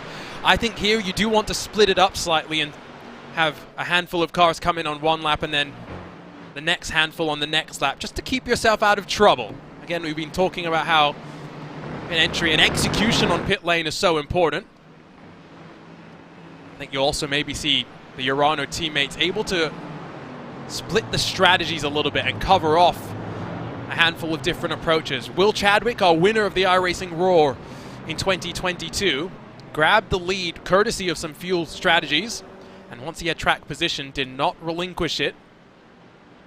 How much of these drivers been looking back in time to see how this race played out 12 months ago? Of course, we don't have many cars other than the Mercedes. The sole Porsche 708 Cayman and the BMW M4 GT4 cars are also in this field. No Aston Martin Vantages, unfortunately. However, just like there is a new Porsche 911 GT3 contender coming in 2023, BMW brings the front grille to the BMW M4 GT4 machine. I'm still not sure exactly how I feel about the front grille, although it looks better than some of the concept cars that BMW is showing us about what the future holds for BMW. But it's always nice to get these evolutions of cars going on as manufacturers make the cars sometimes more competitive, sometimes more friendly for a gentleman driver to get into it. Sometimes it's just about making it easier to repair for the team so they're not worrying about damage bills and how long it's going to take them to change the gearbox. These are all developments that you can only figure out, Andy, though, by racing a race car. Precisely, and it is a tricky thing actually for a manufacturer, particularly if it's a GT car or a TCR car, something like that, where things like balance and performance are such a huge part of that kind of racing. You know, you bring out a new generation of car, and the point is that you want that car to be faster than the existing generation, yet the balance of performance won't really allow for that. And that's where things like you just mentioned come into play. Side-by-side action here between the Urano drivers, but they sorted out coming through turn 2. Yeah, it's not necessarily just about making a faster car, but make a more user-friendly car, make a car that perhaps has slightly better fuel mileage, perhaps has slightly better aerodynamic numbers. Even if the balance of performance is ultimately going to sort of peg your speed at a certain point, there are other elements to making a good race car that are not all about lap time, and that's actually quite an interesting way of looking at it that I think many people don't realise when these new cars are brought out. Even though they're not necessarily massively quicker than the existing car, there will always be work that's been done underneath the hood that you can't see that's going to make a really big difference. And we, as fans of the sport, get to enjoy seeing the latest version of these cars out on track. And actually, I am a fan of the way the new BMW looks. I find myself enjoying BMWs more and more as the years go on. So, yeah, interesting to see how it looks in the flesh, but I'm liking what I'm seeing so far. I think the thing that I don't like, I'm in California, which is one of the states in the US which requires a front plate, and they place the plate right in the middle of the grille. And I've seen a few too many BMW 4 Series with that front grille, with the plate, and it just doesn't work. The race car looks quite good, and I like what some of the teams do with that little bar in the middle of the grille on the GT3. They've colored it, and they make different ways to shape the grille, basically, by coloring on the outside of it. I do think that BMW had a golden generation, though, of cars. That when I was growing up, I loved myself an M3 or an M5. Still would love an M3 or an M5. Maybe an older one, though, if I'm being honest. So we're on to lap 33, excuse me, of the race. Timo Hayden has taken his first pit stop, and the first pit stop in the GT4. Stationary for around 50 seconds, which means expecting him to have taken 4 tires onto his car, as well as getting a healthy dose of fuel. I don't think that's a full tank of fuel, though. And so we'll see exactly how the rest of these competitors decide to play this one out. Alvar Gomez looking down the inside of, I believe, some lap traffic, as that's a little bit of contact there. Not exactly what he would have wanted to see, but fortunately not going to cause any major drama along with Pablo Espes and then Claudio Mack. Another clumsy moment. This one we got away with, though.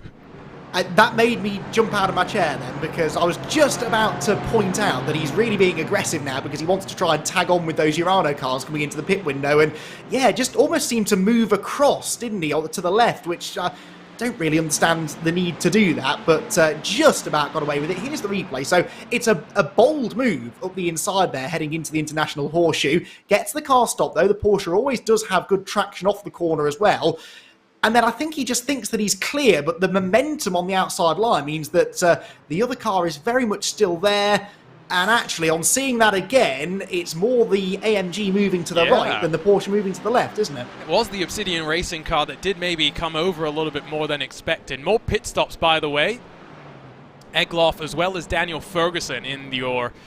Oh, that's a beaten up Mercedes AMG for Pure Sims Esports. I think we know why he's struggling a little bit more in this race after how the first stint cycled out for him. But here's where the split comes as expected. It's going to be Dylan Burst that leads Alexei Nesov, Konstantin Scharf, Alvar Gomez, and Claudio Mack down to pit lane. Nicholas Laubish, Luca Kita, and Dylan Shrivens will all stay out, separated by 1.5 seconds from Pablo Espez, who is just on the very edge of the drafting range and will be hoping that he does not lose track of the trio of Urano Esports machines that have elected to stay out here, Andy. So, you were absolutely right. They split the strategy. 2 of them came in, 3 of them stayed out, and that's worked out really well, actually, for Laubish, Keita and Scrivens, because they've got no one around them. There is the scene in the pit lane. So, of course, as the pole sitter, it's the last of the pit boxes for the race-long race leader, Dylan Burst, who's up on the jacks getting some fresh tyres fitted to his number 11 Mercedes AMG, and he'll want to try and make sure he gets out ahead of those Urano cars. If you can gain, Arjuna, a second in the pit stops, that is huge in a race like this. It might just allow you to break the draft from the cars behind, but I don't think he's going to. Here comes the first Urano car, and actually a slow stop here for our race leader. I think that also means that Dylan Burst is trying to top off the fuel now and have a shorter stint in the final cycle of the race. Though Dylan Burst is still stationary, did he get dinged for speeding on pit lane? That's the only thing that I can kind of think of. No, he's ended up rolling after 58 seconds, so definitely not speeding in the pit lane for our race leader, but a lengthy stop, more than 10 seconds longer than what we've seen out of Alexei Nesov, who has broken away slightly from the likes of Alvar Gomez and Claudio Mack.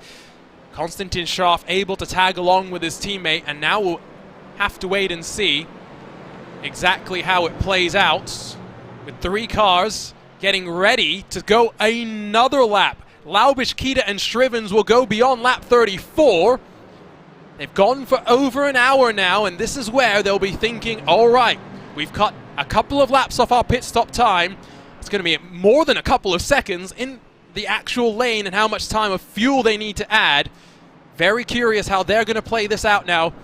Will they link up with their teammates, or will they try and leave Alexei Nesov and Konstantin Scharf out by themselves? Of course, these were running back in the pack a little bit. They were perhaps able to save a little bit more fuel. Maybe they didn't push their tyres quite as hard either. So that's perhaps why they're able to stay out longer. And they're also, I'm sure, looking ahead to the later parts of the race and how little fuel they'll have to put in at the final stop. If you can go an extra couple of laps here, that means a little bit less fuel has to go on board. And for every extra litre of fuel you have to put on at the pit stops, you're going to drop a little bit of time. So I'm liking this strategy. They're also not in any traffic right now, so whilst they've got the track to themselves, that is not a bad strategy to go for. Meanwhile, some action here in the GR86s as they make their way through the chicane, and that is a wide run over the curbs, almost a little bit of a slowdown, and another example there, I think, of carrying a bit too much speed into the corner. Yeah, and we haven't really talked about the GR86s since they all kind of imploded, but Bo Albert and Valentin Boni had been kind of going back and forth and trying to break away. That mistake, though, from the 32 has allowed Bo Albert to build a 1.9 second buffer. Not totally out of danger just yet, but you saw the damage on the front end of the 32.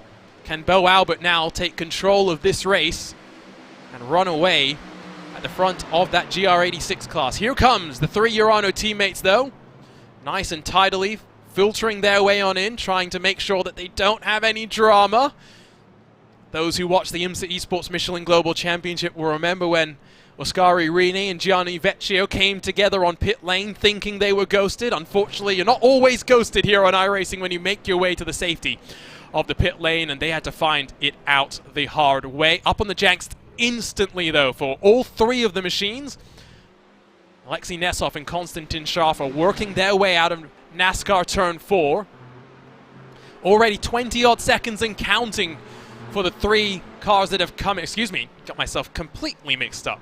Out of NASCAR Turn 2 for Alexei Nesov and Konstantin Sharf. It's easy to make that mistake though, right, Andy? Commentators never know what we're talking about. Speak for yourself. No, you're absolutely right. And they do look almost identical, so that's an easy mistake to make. But now they're coming off turn number 4, and this will be very interesting. Of course, they've got some good momentum they'll be carrying. A little bit of traffic ahead that they may catch into turn number 1. No movement yet from pit road, though. This is going to be very close. The first of those Urano cars starts to make a move, but I think they will likely slot in a little way behind those who pitted a couple of laps ago. Especially because the pit limiter line has shifted. It used to be a little bit earlier, but when IMSA added the RFID technology that Michelin uses, pit lane limiter line just about 10 meters before where we see these cars now. So we have seen a split, and was that Bo Albert that got a bit of a shot from Alexei Nesov? I think it was, and now does Bo Albert have damage on his car? We'll grab a look at what happened to him, but first we should point out Alexei Nesov and Konstantin Sharf stopped for about 6 seconds shorter than the rest of their teammates. It's why they are now at the front, but they'll have to pay the price in the final cycle of pit stops when we'd expect them to be a little bit longer in the lane as a result of needing just a little bit more fuel. It means that 4 seconds splits the top 2 from the train that's forming behind. And for Alvar Gomez, for Claudio Mack, exactly what they would have wanted to see, being able to latch onto the back of the Urano Esports teammates as we work our way out of the first fuel window of your GT4 race. Let's see if we can actually pick up now what happened with Bo Albert there, because we just were talking about drama for his main rival in this race, Valentin Boni, and as Alexei Nesov and Konstantin Sharf arrived on the scene... Okay, ooh. Now... was that a bit of a misjudgment on the part of Mr. Bo Albert? I think it might have been. Let's see from the overhead. So I think he tries to slot in between them. And yeah, that's a really strange one, because he doesn't actually go for the apex. He doesn't try to pull into the wheel tracks of Nesov, does he? I think he just tries to carry the momentum around the outside. And Nesov, perhaps on slightly cold tyres still, shortly after a pit stop, just wasn't carrying the mid-corner speed that Bo was expecting, and a little bit of a touch. Now, as I've said, my experience of the GR86 is limited, but based on other cars similar to it, I don't think that knock will have done a huge amount of damage, and certainly the gap to Valentin Boni isn't coming down dramatically, so I think he got away with that. But yeah, slight misjudgment, and you do have to take into account the fact that a GT4 car fresh after a pit stop is going to be behaving slightly differently than it was the last time you saw it, when it was on low fuel and nice warm grippy tyres, and that perhaps is what led to that. It takes a lap or two for those Michelins to get into their operating window, and because fuel and tires are done at the same time, for the most part, do expect 4 tires to be taken. Similar story for what we're looking forward to next time out, in a week's time when we go racing again here at the World Center of Racing for the iRacing Daytona 24. GT3 cars on iRacing have not just had a major tire update just a month or so ago. That's meant a lot of the teams have been trying to figure out the best way to get speed out of their cars. But with fuel and tires now being changed at the same time to mimic the IMSA WeatherTech Sports Car Championship, and with tire wear being bumped up to the point where drivers are expecting potentially to be changing every single stint, it's going to be an interesting kind of a sprint I think we're going to see over 24 hours, assuming we don't have the sort of chaos that we've had here today. We saw 49 take to the green. We still have 42 running. The majority of our retirees all in the GR86 class, where 16 starters are whittled down to 10 still running. We also have had a handful of incidents in your GT4 class. Pascal Stix is 5 laps down. Owen Carl 23 laps down. They're still out there on track though and pounding in the laps. Only retiree in class is Ian Gagnon Renault after his Pure Sims esports car had some drama earlier on in this race. We're getting close to 1 hour to go.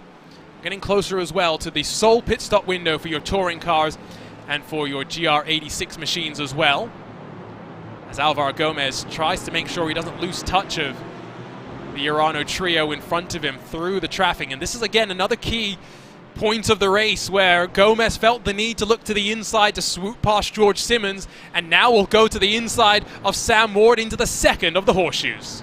He's exciting to watch, Alvar, isn't he? Every time we cut to him, he seems to be slicing and dicing up the inside, outside, anywhere there's a gap for his Porsche, he will send it, and is fully committed whilst doing so. But that's what's allowed him to sort of drag himself back into contention, about 5.5 seconds off the race lead right now, but certainly in contention for a podium place at the very least, on ball with George Simmons now, the number 25 Hyundai, which pulls down to the bottom of the banking in NASCAR turns 1 and 2, gets the nice slipstream and builds the speed down that back straight. One point of interest then, I suppose, is that Dylan Burse is down in 9th position now after that lengthy pit stop, 15 seconds off the class leader. Now, I know it was a longer pit stop. In theory, it's short-term pain for long-term gain, but difficult now for Dylan really to keep his head in the right space because he's lost complete touch with the leaders. He's got no draft, so he's going to have to really work hard now to run the same sort of lap times as the front runners. And of course, he doesn't have a visual sort of guide for where they are and what they're doing. So this middle point of the race, where he's sort of in the wilderness, Arjuna, it would be easy for him to just sort of subconsciously almost lose motivation and lose pace. He's got to keep concentrating here. This is the point of the race which will either make or break his chance to win it. He is the fastest car on track right now in this class, I will point out.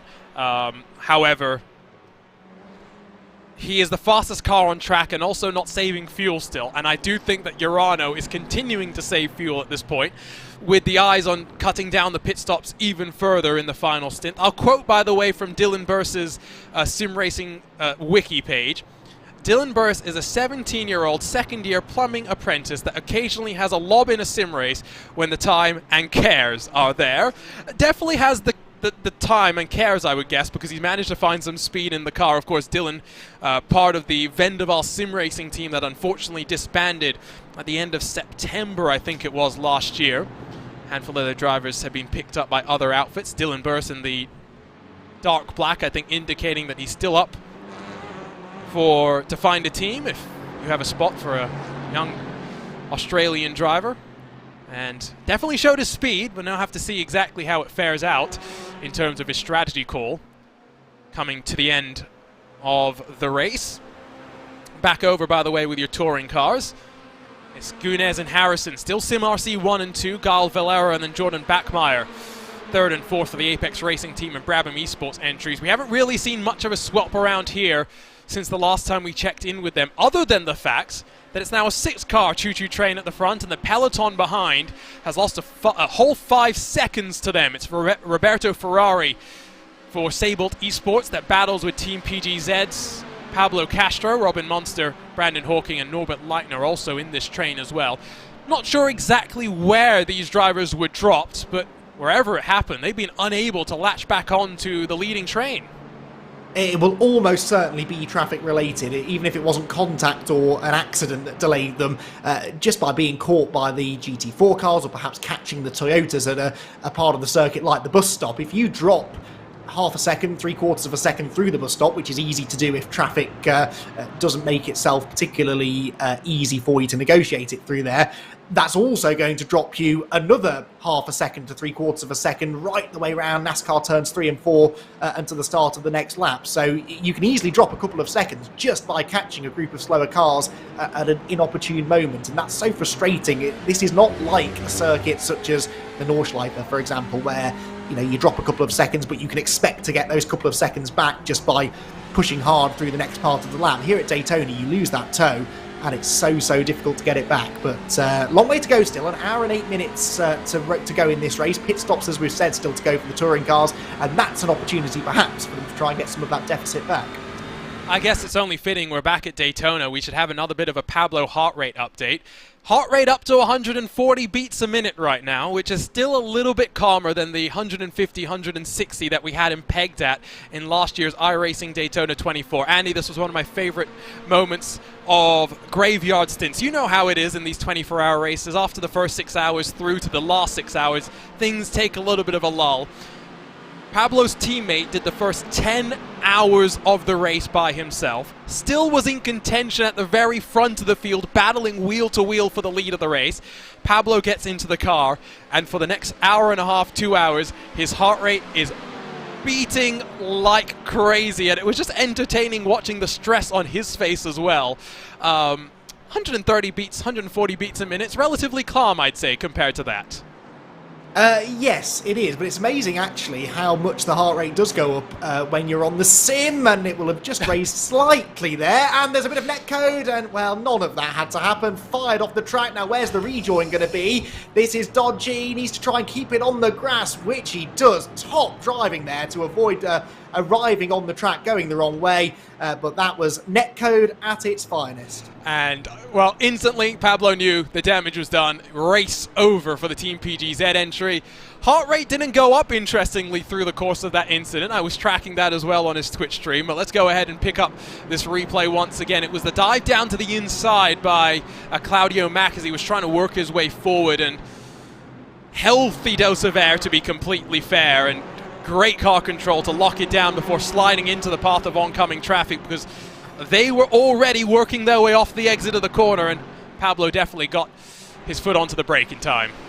Yeah, that was really heads-up driving. We'll see this again. I mean, the initial bit of contact was a little bit unfortunate, really. The bit too much squeezing done by the faster car as it came through on the inside line. But then, yeah, the contact that ended up with the spin, well, they were absolutely nowhere near each other, and off goes the Hyundai. Annoyingly for him, actually, the GT4 car getting away with that absolutely scot-free, with no damage probably, and not ending up going around either. So, yeah, race ruined for one car, whereas the other has a bit of a lucky escape. But, yeah, that unfortunately is just one of the elements of sim racing that hasn't yet gone away, and I doubt will for a little while. But, you know, the drivers know that netcode is a thing, yep. and sometimes it's better just to leave that extra foot of space just in case, because once you do have an incident like that, you can't take it back. If you just leave each other a little bit more room, you can all survive through the corner and live to fight another day. Yeah, I've been playing after the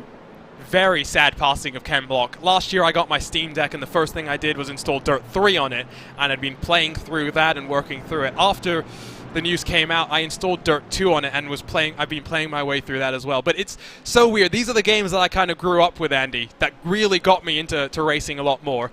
And they all had flashbacks. Always you could rewind time and go back and play things around. Now, iRacing has introduced something quite similar recently, Active Reset, which allows you to basically...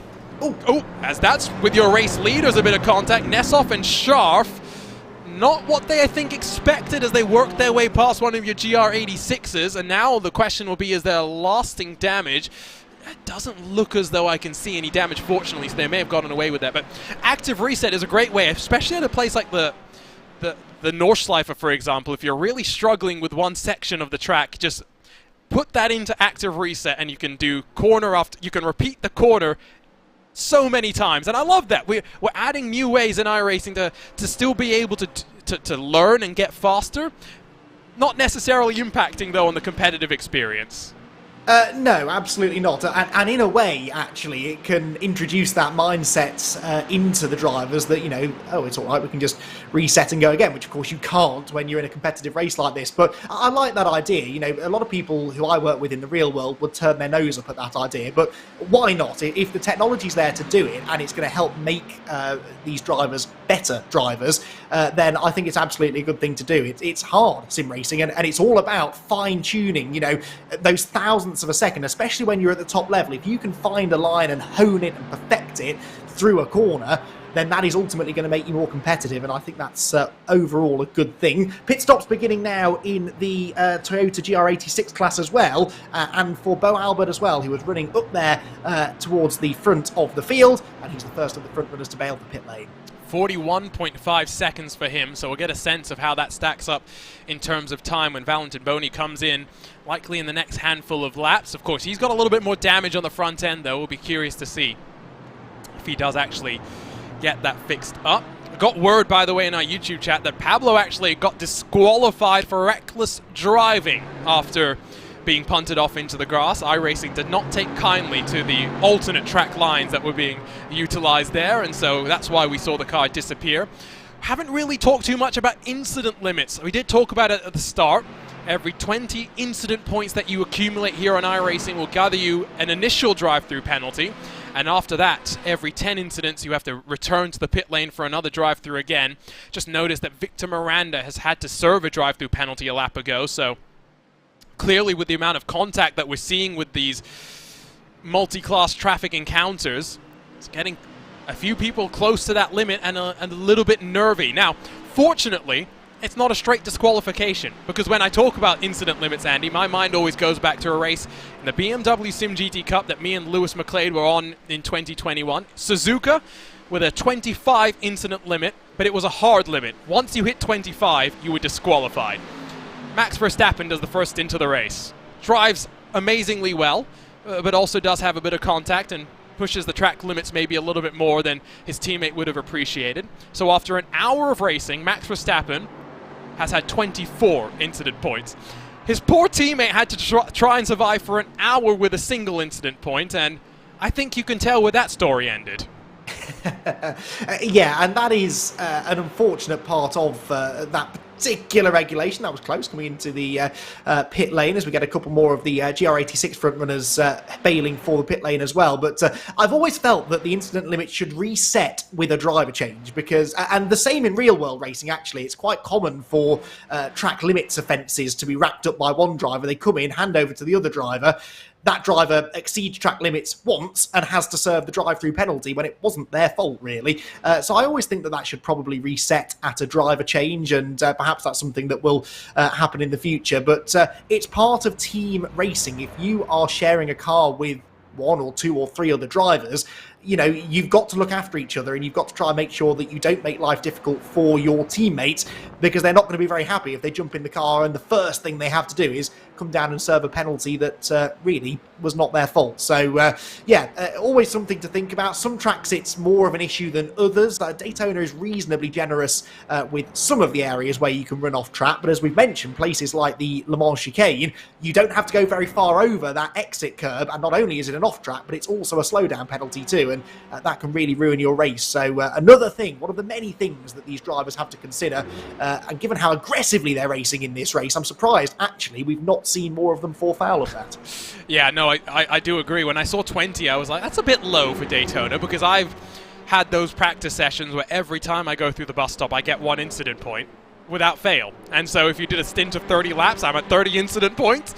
It's not a fun experience. Touring car pit stops underway, as have the GR86 pit stops. We saw Valentin Boni stop for about 3 seconds shorter than Bo Albert, but still finds himself a good 4.6 seconds adrift from your net race leader in your touring cars.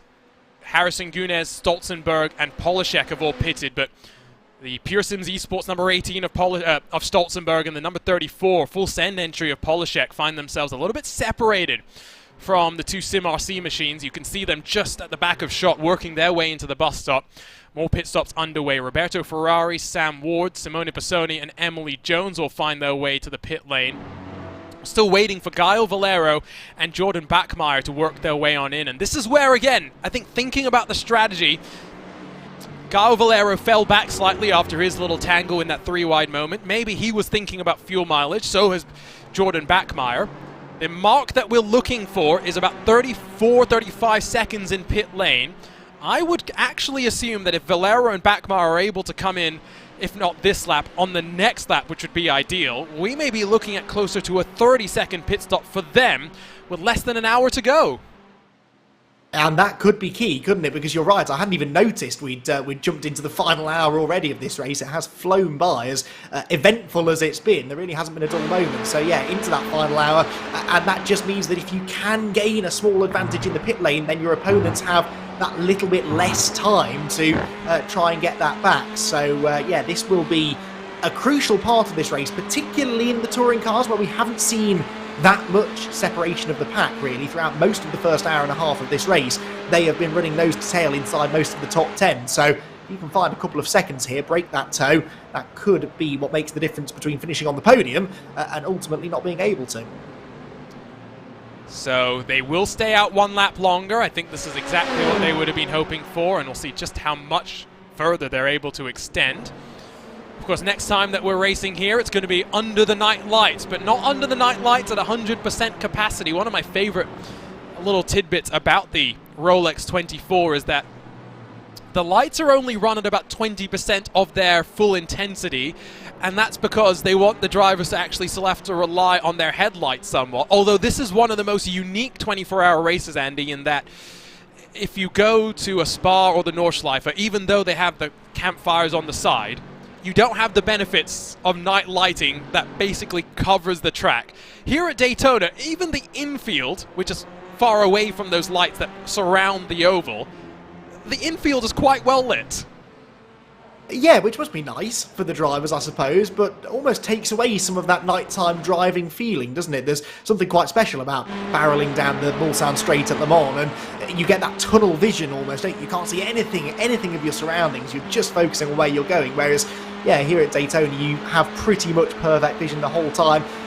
Almost easy to get distracted sometimes because you can see more than the racetrack and the cars directly around you, which is really all you need. But yeah, I suppose makes life a bit easier for the drivers. And it's not a bad thing because so much of the Daytona 24 hours takes place at night. It's probably the 24-hour race that has the most nighttime running. So yeah, that makes their lives a little bit easier, but we can let them have that because it's a very, very tough race. So if that's one less thing for them to worry about, nighttime vision, I suppose that's okay. Swap around at the front as Konstantin Scharf and Alexei Nesov flip back and forth, and it's now Scharf that's going to punch the hole in the air, but they are being caught. Luka Kita in front now of Nicholas Laubish, and only 2.5 seconds back. They've closed about a second over the last 10 or so laps since they exited the pit lane, and it is getting closer and closer. Gaio Valero will go 1 lap further. He'll go on to lap 46 of his run, but we will see the Brabham Esports car dive onto the lane for the only time today. And now we'll see exactly where he shapes up in comparison, not just in terms of track position, but pit stop time to the Sim RC duo that are bumping on their run down into the Le Mans chicane. To your point on being able to enjoy the scenery here, it's especially pertinent here on the iRacing service, because last year, one of my favorite moments on Reddit was the thread that we saw from someone that took umbrage with the plane that we have here on iRacing that lands at Daytona, because he went and calculated the exact speed that the plane lands at and found that, I think it was 425 miles an hour that it comes down to land at, which is ludicrously fast. But he went through and did all the math and stuff. It's the only kind of thing that you would do here on iRacing when you get distracted. Here we go, though, in terms of the merge off pit lane, and it is going to be close. Still yet to release himself off the limiter. Now he'll get on the button and build up the revs and get that engine singing once more.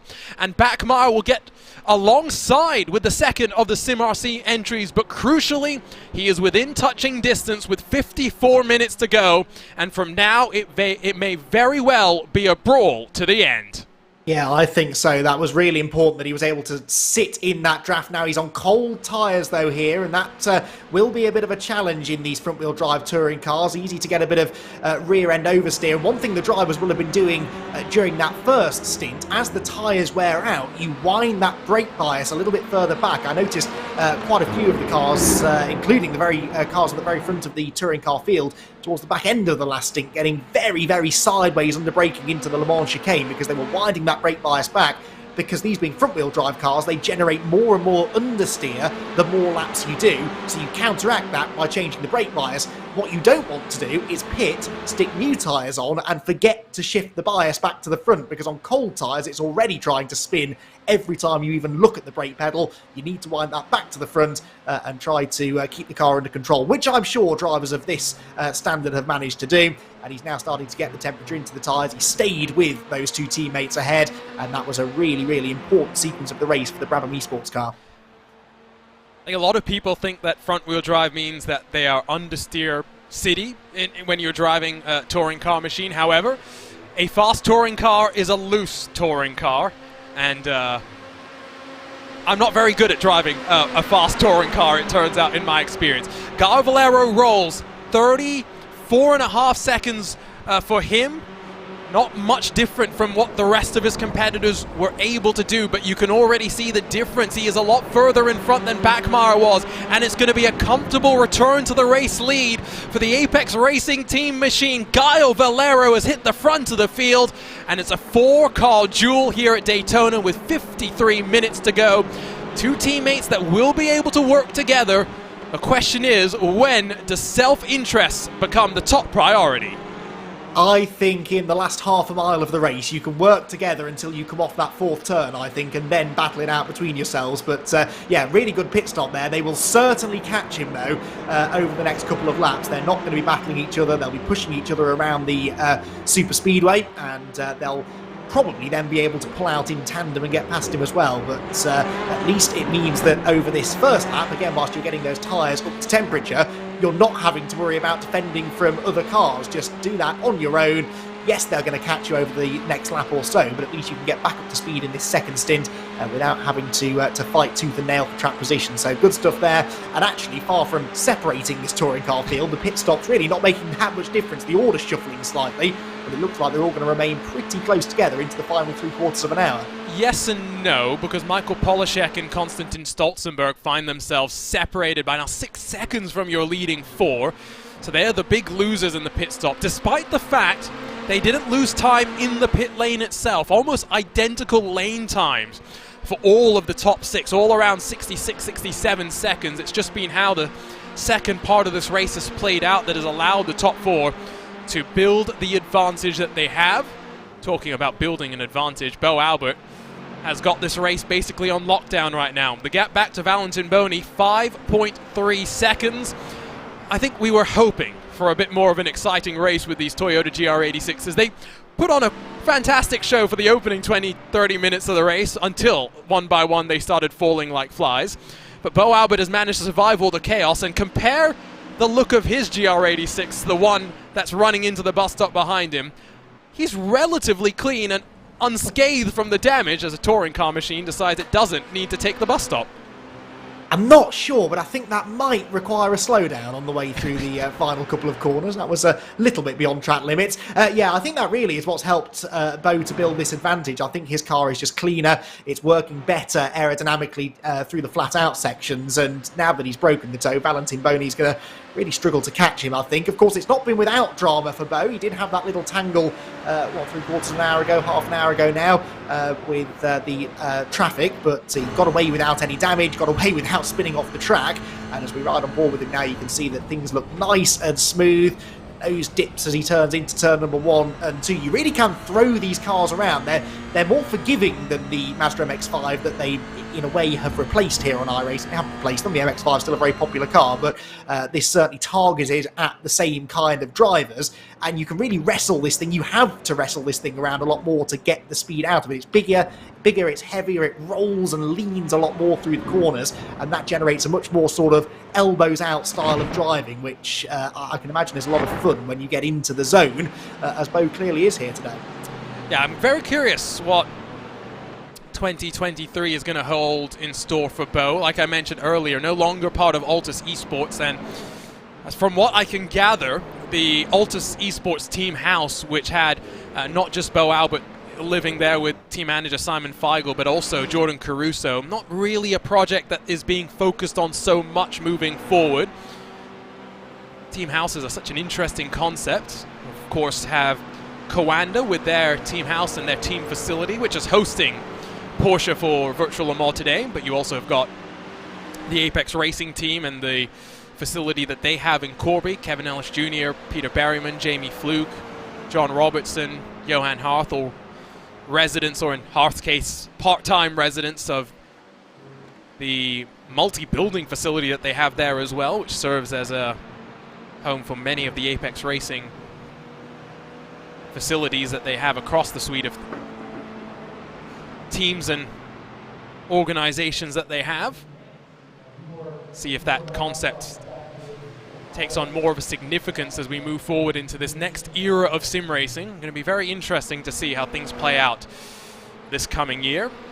50 minutes, under 50 minutes left now, and touring cars and GR86s have finished up their cycle of pit stops. We now wait with bated breath until the GT4s dive in for the final time and we get the sense of just how close it is going to be. I'm a little bit worried though if I'm Konstantin Scharf and Alexei Nesov, running 1 and 2 after short filling by about 6 seconds in our first cycle of pit stops. The gap behind is now shrunk down to about 2.2 seconds here, Andy, and Luca Kita and Nicholas Laubish are not letting their teammates have it easy right now. Yeah, this hasn't really gone to plan for Konstantin or Alexei, has it? What they needed to be doing over this stint was building that advantage to make up for the fact that their final pit stop is likely to be longer than those behind. Now, they may have been saving fuel to try and compensate for that, so maybe that explains why their lap times aren't quite as good. We know that they're capable, in theory, of running the same pace as the likes of Luca Kita and Nicholas Laubish behind. But if they haven't been saving more fuel than the cars behind, then yeah, they're likely to fall a little bit further back after this final pit stop. And there you can see the gap, an absolute domination here for Urano as they hold out these top 5 positions. But still looming, lingering there with them is Alvar Gomez. He's almost starting to lose the draft a little bit, but closes in nicely under braking. He is coming along for the ride with them, and I would not be surprised to see Alvar up there in those closing laps, dicing away for the race victory. And I kind of hope he is, really, because if it's a Urano formation flying finish to the line, that will be significantly less entertaining. If you inject Alvar Gomez into that battle, I get the feeling you're guaranteed some action. On board with this Porsche 718 Cayman GT4 Manthey Racing. I think that gives it its full official title. Of course, you can get still, at least for the next handful of years, a Porsche Cayman GT4 RS. However, this Porsche Cayman platform is going to disappear in 2025, and we've already had a bit of a glimpse into what the future is going to be when it comes to electric Porsches, not just with the likes of the Taycan and whatnot, but what was it called? The 718 Cayman GT4 E Performance or something like that. 1,000 horsepower in this very same chassis. It looks a bit scary, if I'm being honest, Andy. I don't know if you've ever sat in an electric car and punched the throttle, but it goes. I've been a passenger in an electric car, and I was actually pleasantly surprised. Look, I've always been a bit of a skeptic when it comes to electric cars. I like my cars to make a nice noise. I like the sensation of changing gears. I refuse to drive even an automatic, let alone an electric car. And a friend of mine got himself an electric BMW and took me for a ride in it. Begrudgingly, I agreed to go along. And actually, you can't escape that sensation of the instantaneous acceleration and the continuous acceleration. It just never stops going quicker until you tell it to slow down. And that's actually a really nice, a slightly surreal feeling, but a really nice feeling, actually. And I'm not yet ready to go and purchase one myself, but I did start to perhaps see the appeal of them. And, you know, it is the way the world's going, both on the roads and on the world's racetracks. And, yeah, the sheer power you get out of one of those things is absolutely awe-inspiring, and it's something that actually is really true to the automotive industry's history and the motorsport industry's history as well, with some of these ridiculously powerful race cars that really capture our imagination. That nearly ended in tears though, didn't it? We've got 3 classes here mingling together on the infield, and they're getting a little bit close for comfort. Yeah, it was a little bit close, and Alvar Gomez off and into the grass, no. And that will be the end of what was a fantastic charge in the sole Porsche Cayman in our field. He's lucky that he hit the front of that car where the engine is not, but it was proving to be a great drive, and now he'll have to fight his way back with a car that does not seem to have taken too much damage. Well, no, amazingly, he's got away with that again in some ways. There might be some damage down the left-hand side, but not too much. Here's the replay. Oh dear, well, it was netcode, but it was also a very aggressive move from the Toyota, and he does just nudge the barriers with right front and right rear corners. So Alvar Gomez has plenty of reasons to feel aggrieved about that. He pulls to the right-hand side. It's the number 39 Toyota. I don't think they had a clue that Alvar was there. Okay, they didn't physically make contact. It was netcode that did it, but I think they were going to hit. And that was, again, lack of spatial awareness. And it does mean that now basically it's Urano 1, 2, 3, 4, and 5, and with no one to challenge them. The gap back from Shrivens to Espes and the Obsidian Racing Mercedes AMG GT4, 11.7 seconds. We'll see how it plays out. Dylan Burst, by the way, has come down to pit lane and I think unfortunately retired his machine. I think the call to lead at the front of the field not playing out the way that he would have expected, especially when you had so many teammates all on that same fuel mileage game. Unfortunate end for what was a promising start. And we'll see exactly what happens there. Alvaro Gomez may also be done for the day, by the way, because he's headed to the pit lane instantly after that one. And we'll see exactly how much damage there is. Yeah, that... Oh, sorry, go on. No, sorry, go ahead. I was just saying, there must be something happened to Dylan then, because he was going quickly, wasn't he? I know he wasn't necessarily on the right strategy, but it seems strange that he would just pull in. So he's clearly had an incident of his own out there too. So they really are handing this to Urano, aren't they? I think they are. We'll see if we can figure out what happened to Dylan. Maybe on pit lane entry, see if we can grab a look here. Ooh, so a bit of contact with Claudio Mack, who had been coming down for a drive-through penalty, I believe. And did that also give Dylan the potential penalty? I wonder if that was it. I do see he had a meatball flag. Did he get terminal damage from that little bit of contact? Surely not. I've seen stranger things happen on iRacing, but that was a really tiny amount of contact. He was flashing his headlights as well as he came into pit lane, which was a little bit interesting. There was a lot going on there, and I don't understand much of it, but a real shame that he appears to be out of the running anyway, that much we can say. Yeah, the flashing lights, universal sign of happiness from drivers. So now the situation is pretty simple in GT4. It's a free-for-all amongst the 5 Urano cars, although we still have to wait for them to make their final cycle of pit stops. In your touring car category, still a 4-car train that has not really seen much change just yet, but with your GT4 leaders catching maybe an opportunity for someone to break away. Meanwhile, in your GR86 class, all by his lonesome for Bo Albert. That's what he will be wanting for the next 41 odd minutes to run his way to the checkered flag.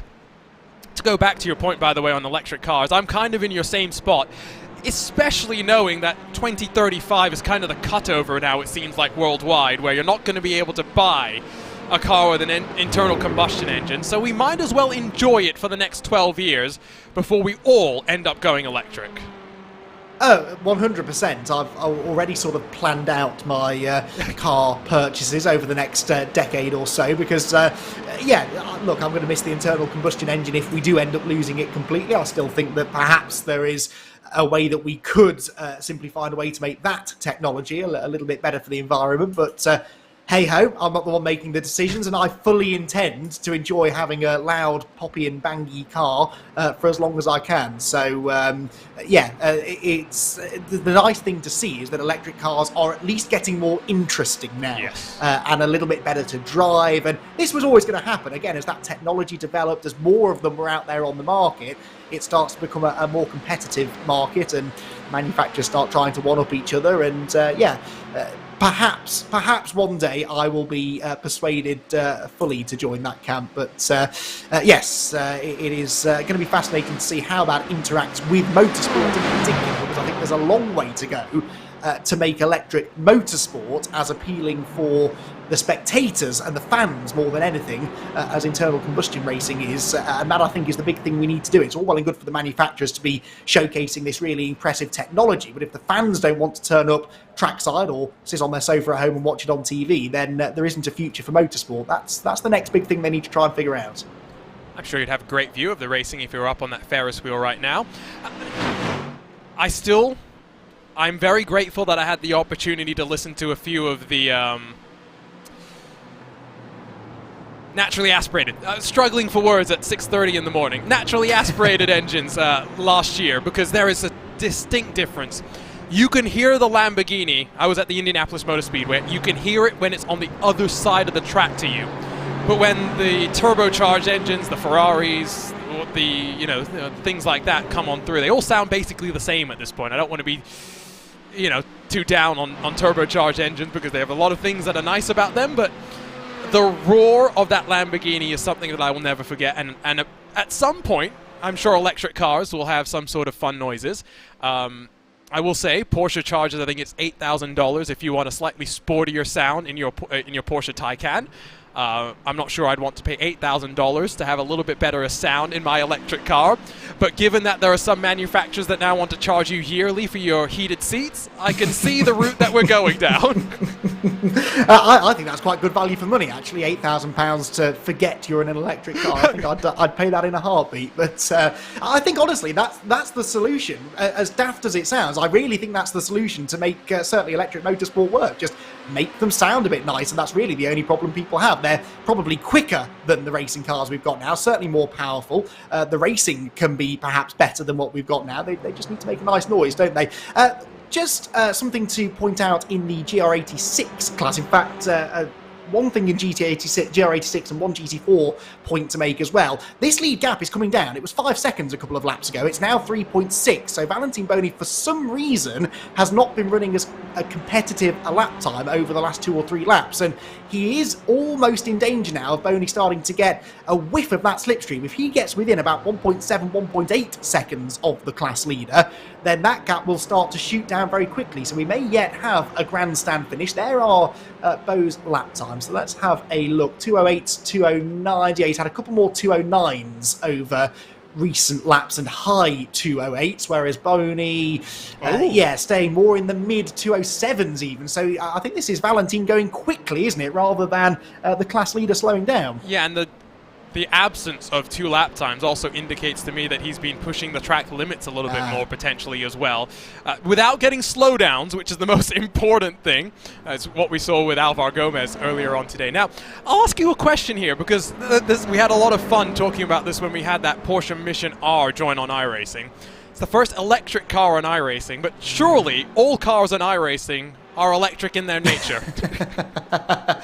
Now, this is a conversation that could take longer than the 36 minutes we've got left in this race. I see your point. I respectfully disagree with it. I think the simulation of the internal combustion engine is enough for me to class it as being a bit different. But I think that's actually a good thing to have on the iRacing platform, because it does give people a chance to actually experience electric driving. Many of us have never sat behind the wheel of an electric car. Okay, this is not the kind of car that we are likely to be purchasing and driving on the road, it's fair to say, but you know, it might well win some people over into that way of thinking, I suppose. I was about to make a point about GT4 as well. Dylan Burse has put a comment on our YouTube chat. Thank you very much to everyone who has been joining in with the YouTube chat, and he says that he did get a meatball from a situation at the bus stop. So does sound like he had some contact out on track that led him to bringing himself down pit road. So we'll see if we can find out exactly what that was. But interesting then that I knew there must be a simple explanation, and he had contact at some point, it seems. Yeah, so we'll see if we can grab a look at what happened there. Unfortunate end for the young Dylan Burse.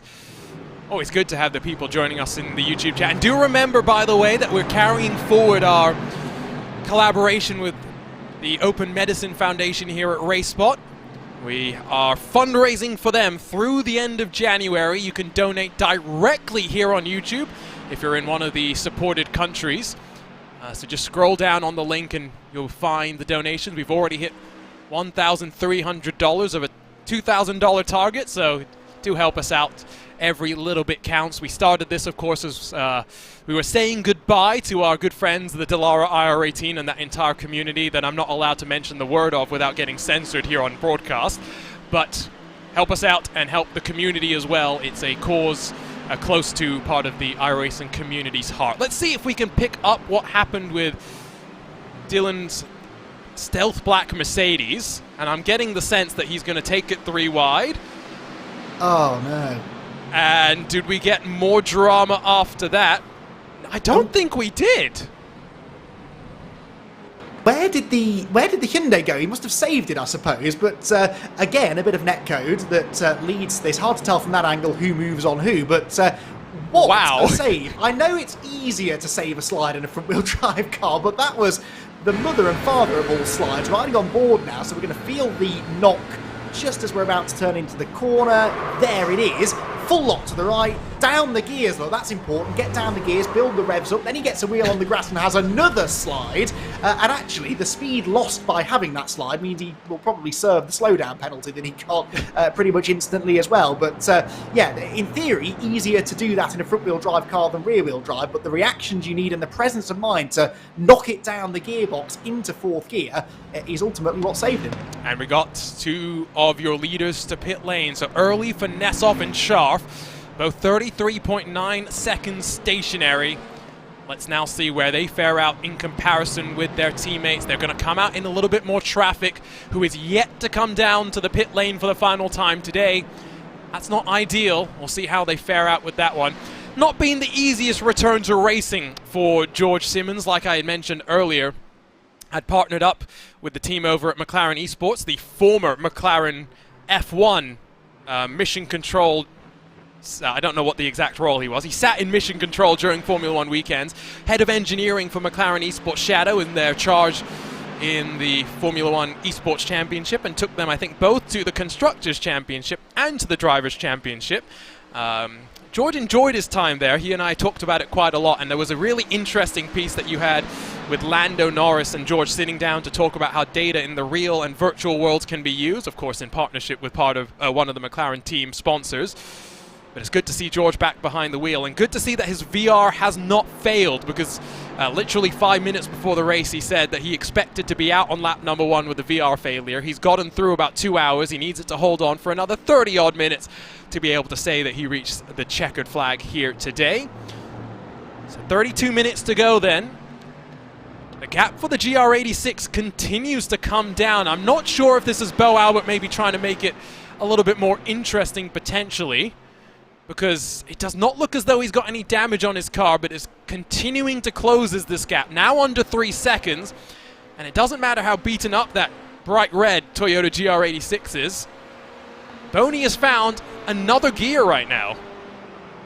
Yeah, they almost matched each other on the previous lap. Both did 2-minute 8.2s, and that for both of them is about 8 or 9 tenths off their previous best. Bo has the fastest lap within that class, a 2-minute 7.4, so that shows the way in which the pace has dropped off here in the latter stages. But yeah, I think they are both giving it everything. I think it is just that Valentin has realised he's going to have to really push the limit here. We mentioned that he's apparently been exceeding track limits a couple of times. The body language of that car is all attack, isn't it? It's really squirreling around under braking, and took 2 tenths out of Bo just through the first corner. So I do think this is genuine. I think that Valentin is just pushing that little bit harder right now. And as he makes his way up through the International Horseshoe, he can see Bo Albert getting closer and closer and closer. As I said, if he can find 1 more second, get that gap under about 1.7 seconds or so, he'll pick up that little bit of a slipstream, which we know is particularly powerful in the Toyota GR86 class. And I think we will have a real run to the flag. Still half an hour to go, and it looks like a pretty consistent pace being set here by our second place driver.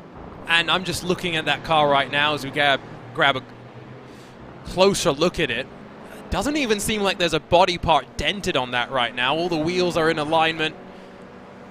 He's been one of the few cars to emerge trouble-free through what's been a tough day for your GR86 class.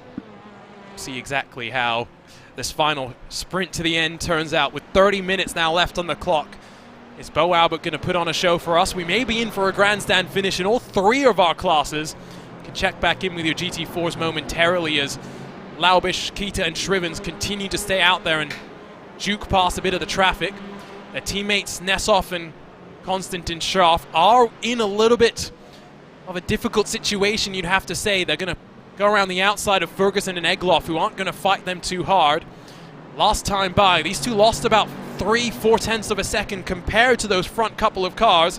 So there's still some work to do if you're Scharf and Nessoff, especially knowing a potentially shorter stop coming from those front 3 Urano teammates.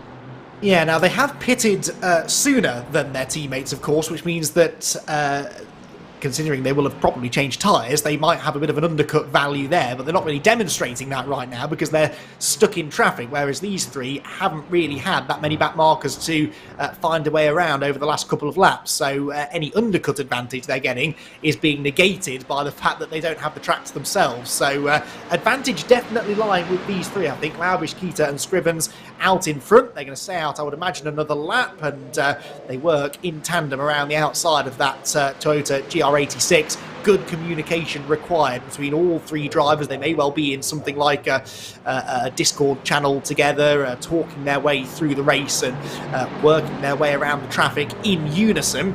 And that really is what's allowed them to get to this point. Strength in numbers is one thing, but they've operated really, really well, and we really haven't seen any mistakes out of any of the Urano cars all race long, and that's put them now in a position where they can settle this amongst themselves. But can these three generate a bit of a gap over the other two going into those final 20 minutes? So this is one of 4 time slots for this iRacing Roar. Opportunity to get multiple races in, yes, but the reality is that everyone has things that they want to do on the weekends as well, and so to give drivers their opportunity to find a time slot that works for them, iRacing offers multiple opportunities.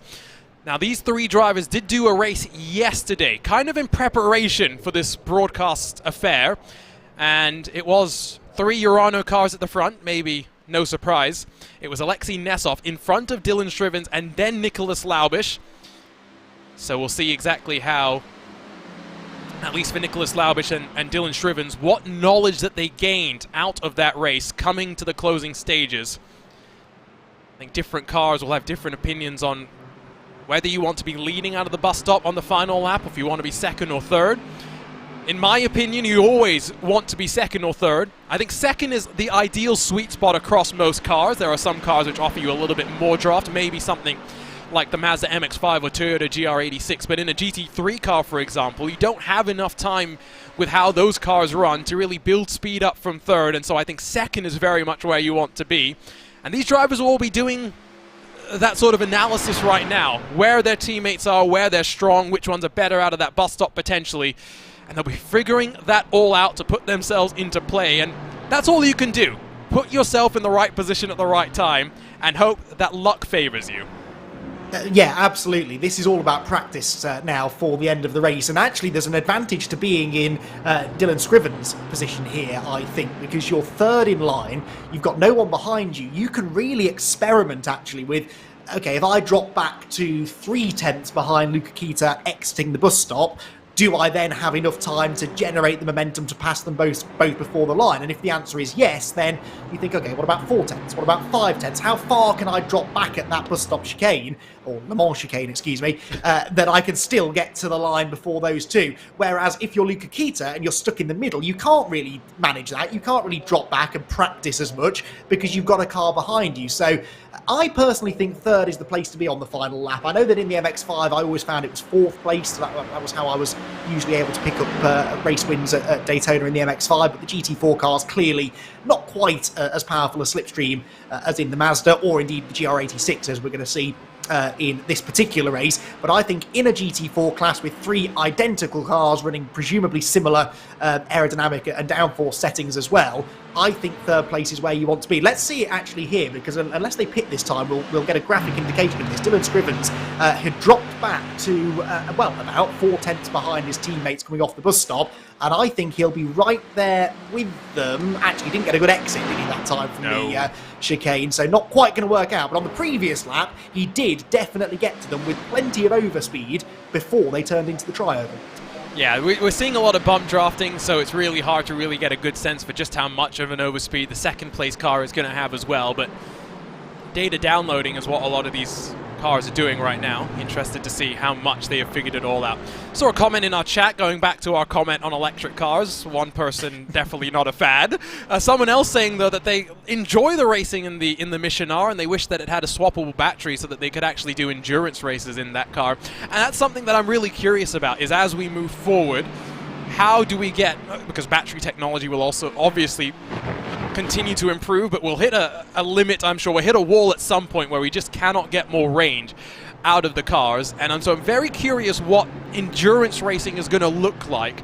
And I wonder if potentially, we've mentioned Le Mans a handful of times, I wonder if we'll see a garage, you know, is a Garage 56 what they call it? That's the special, you know, skunk works kind of an entry. We've had hydrogen-powered cars that have been rumored to have their runs coming up in the future as well. All sorts of biofuels and whatnot. NASCAR is going to be entering their stock car, a heavily modified stock car in a Garage 56 entry. I'm just curious if that's where we'll see that first opportunity to see what an electric endurance car is going to look like.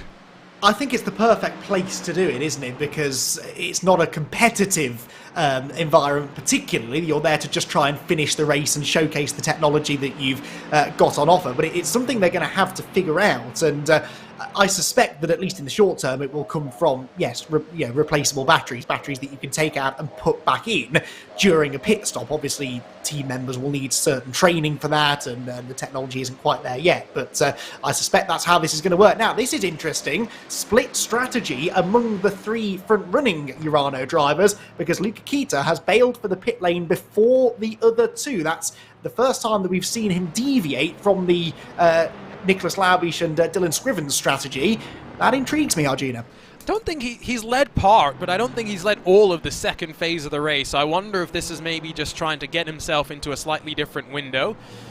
Maybe trying to avoid any dramas on their entry down onto the pit lane. See how long that we see a stop out of the number one entry here, as he is currently waiting to roll. Don't think he's gone up on the jacks either, so with 20 minutes left, we'll take the tires that he took in his first pit stop to the end of this race. Now he's stationary for just 24.4 seconds, so it's almost 10 seconds shorter than what we saw from Konstantin Scharf and Alexei Nesov. I think it really just illustrates how important fuel saving has truly been to the strategy for Laubish, for Shrivens, and for Kita as well, because Luca Kita emerges over 10 seconds clear of Konstantin Scharf and Alexei Nesov as he works his way through the International Horseshoe. Now, Nicholas Laubish and Dylan Shrivens, can they shave another couple of seconds off that pit stop time? I think we're about to find out. Yeah, 29 lap stint there then for Luca Kita, so we'll see how much further these two can go. But you're right, I didn't expect it to be that much of a difference in fuel required compared to the first two Urano cars that pitted a number of laps ago. We're going to see Laubish and Scrivens dive for the pits this time, I wonder. We'll find out momentarily, because they're coming around at NASCAR turns 3 and 4. Bit of traffic there to the inside, but they'll clear the Toyota, swing back down to the yellow line, and it looks like they're going below it, so they are heading for the pit lane. So just the 1 lap extra, that should be only a small difference in amount of fuel required in theory, unless they've just chosen to pit a little bit early because their teammate did. But this is crucial. It looks like it's going to be settled between these three Urano teammates, but can these two gain some sort of an advantage in their slightly different pit strategy? I think that Shrivens will be the best positioned for a slightly shorter pit stop, but we will wait and we will see. Already 10 seconds or so and counting for them as Luca Kita winds through the gears out of NASCAR turn 3 and 4. About to emerge back onto the main straightaway. This competitor's getting ready to roll. Already rolling is Dylan Shrivens. 23 seconds for him. Even shorter for Nicholas Laubish somehow, though. So a very quick pit stop for both of these machines. We're still waiting. There's Luca Kita just at the very back of that main shot. It is going to be Nicholas Laubish that enjoys a over 1.5 second lead as they merge back into some traffic. Separation between three Urano cars with 20 minutes to go. Laubish in control here at Daytona. And that's not just any traffic they've merged in between either. They are the top two GR86s, 1.5 seconds now between Bo Albert and Valentin Boni. So he is now within slipstreaming range, something that can't really be said for these Urano teammates. They've really separated themselves. 1.6 the advantage from Laubish back to Scrivens, possibly slightly more back to Luca Kita in third position. Will they get themselves back together? You would imagine that if Kita and Scrivens get together, they should then both be able to close in on Nicholas Laubish, but they've only got 19.5 minutes to do it, and Nicholas, we know, has some really good speed. His target now is to break out of the slipstream, get a couple of seconds on his teammates, and that means he's really going to have to push here now in the early stages of this final stint. As you said, they haven't changed tyres, so they're not really worrying about getting the tyre temperatures back where they need to be. That should have happened already. And Nicholas Laubich doing his best to pull clear, but even from 1.6 seconds back, look, there is a small slipstream, and the gap briefly there crept down to about 1.5 seconds. So they got 20 minutes to figure it out. 20 minutes for the top 4 as well to get this sorted in touring car. Haven't seen a change just yet. Still Valero from Harrison, Gunez and Bachmeier. Sim RC duo have not elected to go on the offense just yet. We'll see if that time is coming soon, though. With the laps ticking by, we're probably coming down to those final 10 laps of the race for these touring car entries. They pass their way past your GR86 leader, and look how much closer it is visually between Bo Albert and Valentin Boni. 1.8 seconds now the margin. The 32 continues to close and is almost within drafting range. Yeah, absolutely. It just crept up, actually, through the banking there. I think that Bo was able to get a bit of a toe from some of the GT4 cars. Look how hard he's pushing, though, under braking into turn 1. Again, these tyres have been on the car for a long time as well, so neither car handling quite as well as they were a couple of hours ago. But both drivers absolutely extracting the maximum from their Toyota GR86s. On board with Valentin Boni here in second place, inch-perfect line through the International Horseshoe. But he's just needing to get another couple of tenths of a second to really get that slipstream effect out on the banking. I do think that traffic is going to play a part in this battle as well. Every time the quicker cars come through, the gap either goes out by a few tenths or comes down by a few tenths, and that could be the deciding factor as to whether Valentin can get there or not. I'm going to throw George Simmons under the bus once again. What's happened to George as some traffic tries to work its way past him? Pure Sims Mercedes down the inside, and a little bit wide and a bit of a wiggle for that Apex Racing Team machine, and another quick reaction there from the 25 to bring it back under control. I think it's fair to say that that car does not look as comfortable as maybe it could be. That was a really strange one, wasn't it? Because he didn't seem to hit the curb particularly hard. I don't think he went in any faster than he normally would. It just, broke traction on the rear. So a little bit of rear brake bias. Maybe let's see. So he hits the first curb, misses the second curb, and I think he has carried a bit too much speed in, and then decides to bail for the grass rather than put more steering lock in. If you have carried too much speed into that Le Mans chicane and you lift as you change direction, it will cause a bit of snap oversteer in a touring car, and I think that is what happened. Through come the next group of touring cars past our GR86 leaders, and the gap is now under 1.5 seconds, and look at the way that it starts to shrink just by a tenth at a time out on the banking. Valentin Boni is almost there. So, 3 classes set up for what's going to be an exciting finish to the end. Your GT4s have already started to get closed on up. Half a second splits Laubich from Shrivens. Luca Kita that further 1.1 rather seconds behind right now, and you're trying to close that margin just that little bit more. Of course, the Urano esports team in their collaboration with Mercedes. When Mercedes jumped into sim racing at the start of 2022, not just here on iRacing, but across the simulators as well, they did so in partnership with the Urano esports team as well as the team over at Williams Esports.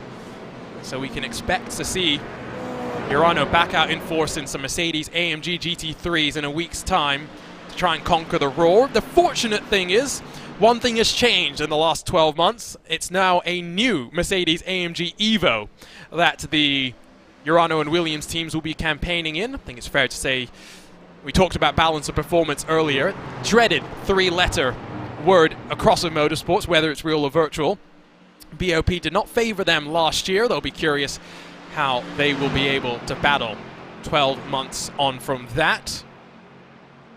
Of course, very excited to see how the traffic is going to be slightly different this year with the extra class being added, and having 2 prototype classes I think is a really interesting dynamic that we haven't really had to think about since probably 3+ years when we last had major endurance series that ran LMP1, LMP2, and then GTE. I think it's going to be quite interesting how the second class, how the Dallara LMP2 drivers take to being the middle class rather than the fastest class once again. Well, they certainly can't bully every other car on track, as they sometimes can be found guilty of doing, because, yeah, they're going to also have to be watching their mirrors for the quicker class of prototypes. But that is where the drama will come from, I think, because the two prototype classes presumably will be relatively close in performance. There will clearly be an advantage one way over the LMP2 cars, but if their lap times and if their closing speeds are not that different, then that's going to create some real congestion out on the circuit. So, yeah, you're right. We've had this before, of course, and we do have it still in the World Endurance Championship, for example. But at a track like Daytona, yeah, I can see that springing a few incidents over the course of the race. Those LMP2 drivers not necessarily used to having to watch their mirrors, and that's something they're definitely going to have to do.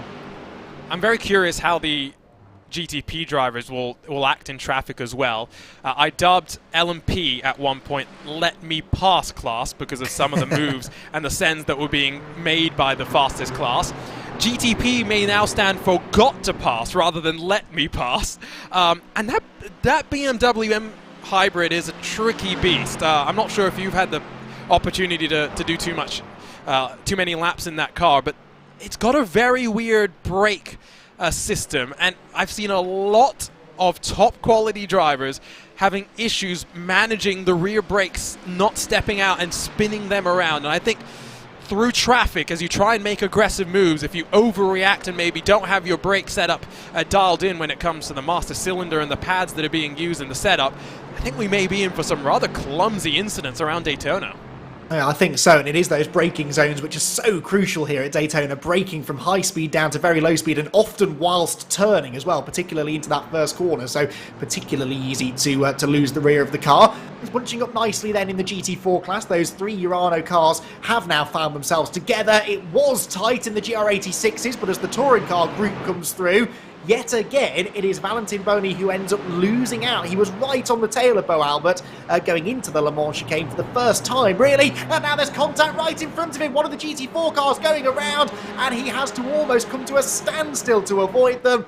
What a shame that was from Valentin. That might have cost him a shot at the class win, but a real glimpse there into how quickly your fortunes can change. An incident that had nothing to do with him almost ended his race completely. And I mean, he had played the perfect race as well, and with 12 minutes to go, surely there's not enough time for him to be able to build on back, but never say never in motorsports.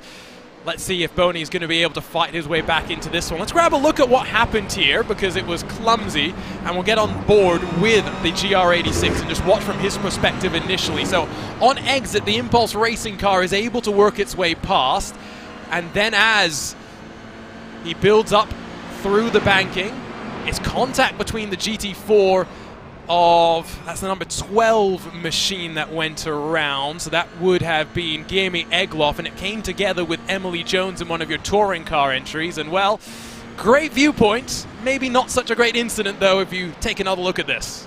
Yeah, let's see then. It looks like the Seibelt car comes down, but yeah, Emily hadn't yet moved down in front of Valentin. So, yeah, again, spatial awareness. We've said this so many times. It's been a bit of a buzzword this afternoon, but yeah, the Seibelt car fully expecting Emily to drift down the track, but you can't just expect that to happen. You have to make sure that it has happened. And I'll tell you what, Valentin Boni did absolutely the right thing there. It would have been very tempting in the situation he was in, where he was already losing time to the class leader through the preceding chicane. Would have been very tempting just to keep his foot down and try and plough through that.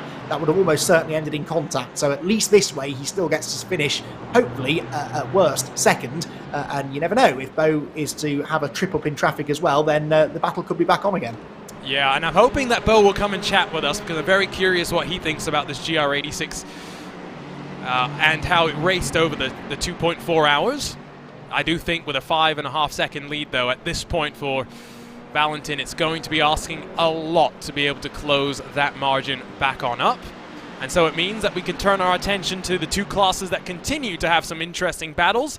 This time we'll switch on over to the touring cars rather than that GR86. So you can see that Jordan Bachmeier is struggling to hold on at this point. Has lost a little bit on this most recent lap in the infield. Carlo Valero still leads in front of Harrison and Gunez, but SimRC Duo have been content to ride for the time being. Now within 10 minutes, about 5 laps to go. Surely the goal should be for SimRC to get 1 and 2 here, and then to try and block Gaio Valero from being able to make any moves on the final lap.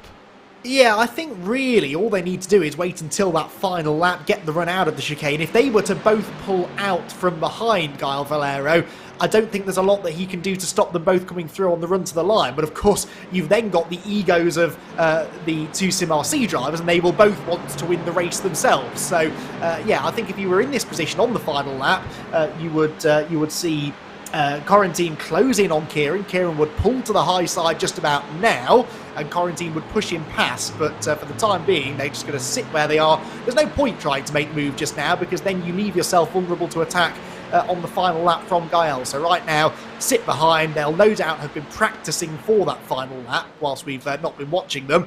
The complication, of course, will come from the involvement of Jordan Backmeyer, because he'll have his own agenda, and as soon as they start running side by side in front of him, he might be able to get the run as well. So of all of the classes, the touring car one is the one that I think could be the most lively heading to the flag. You've got Urano domination in GT4, a big gap now in the GR86s, whereas here, it's kind of every driver for themselves. You know what TCR stands for, right?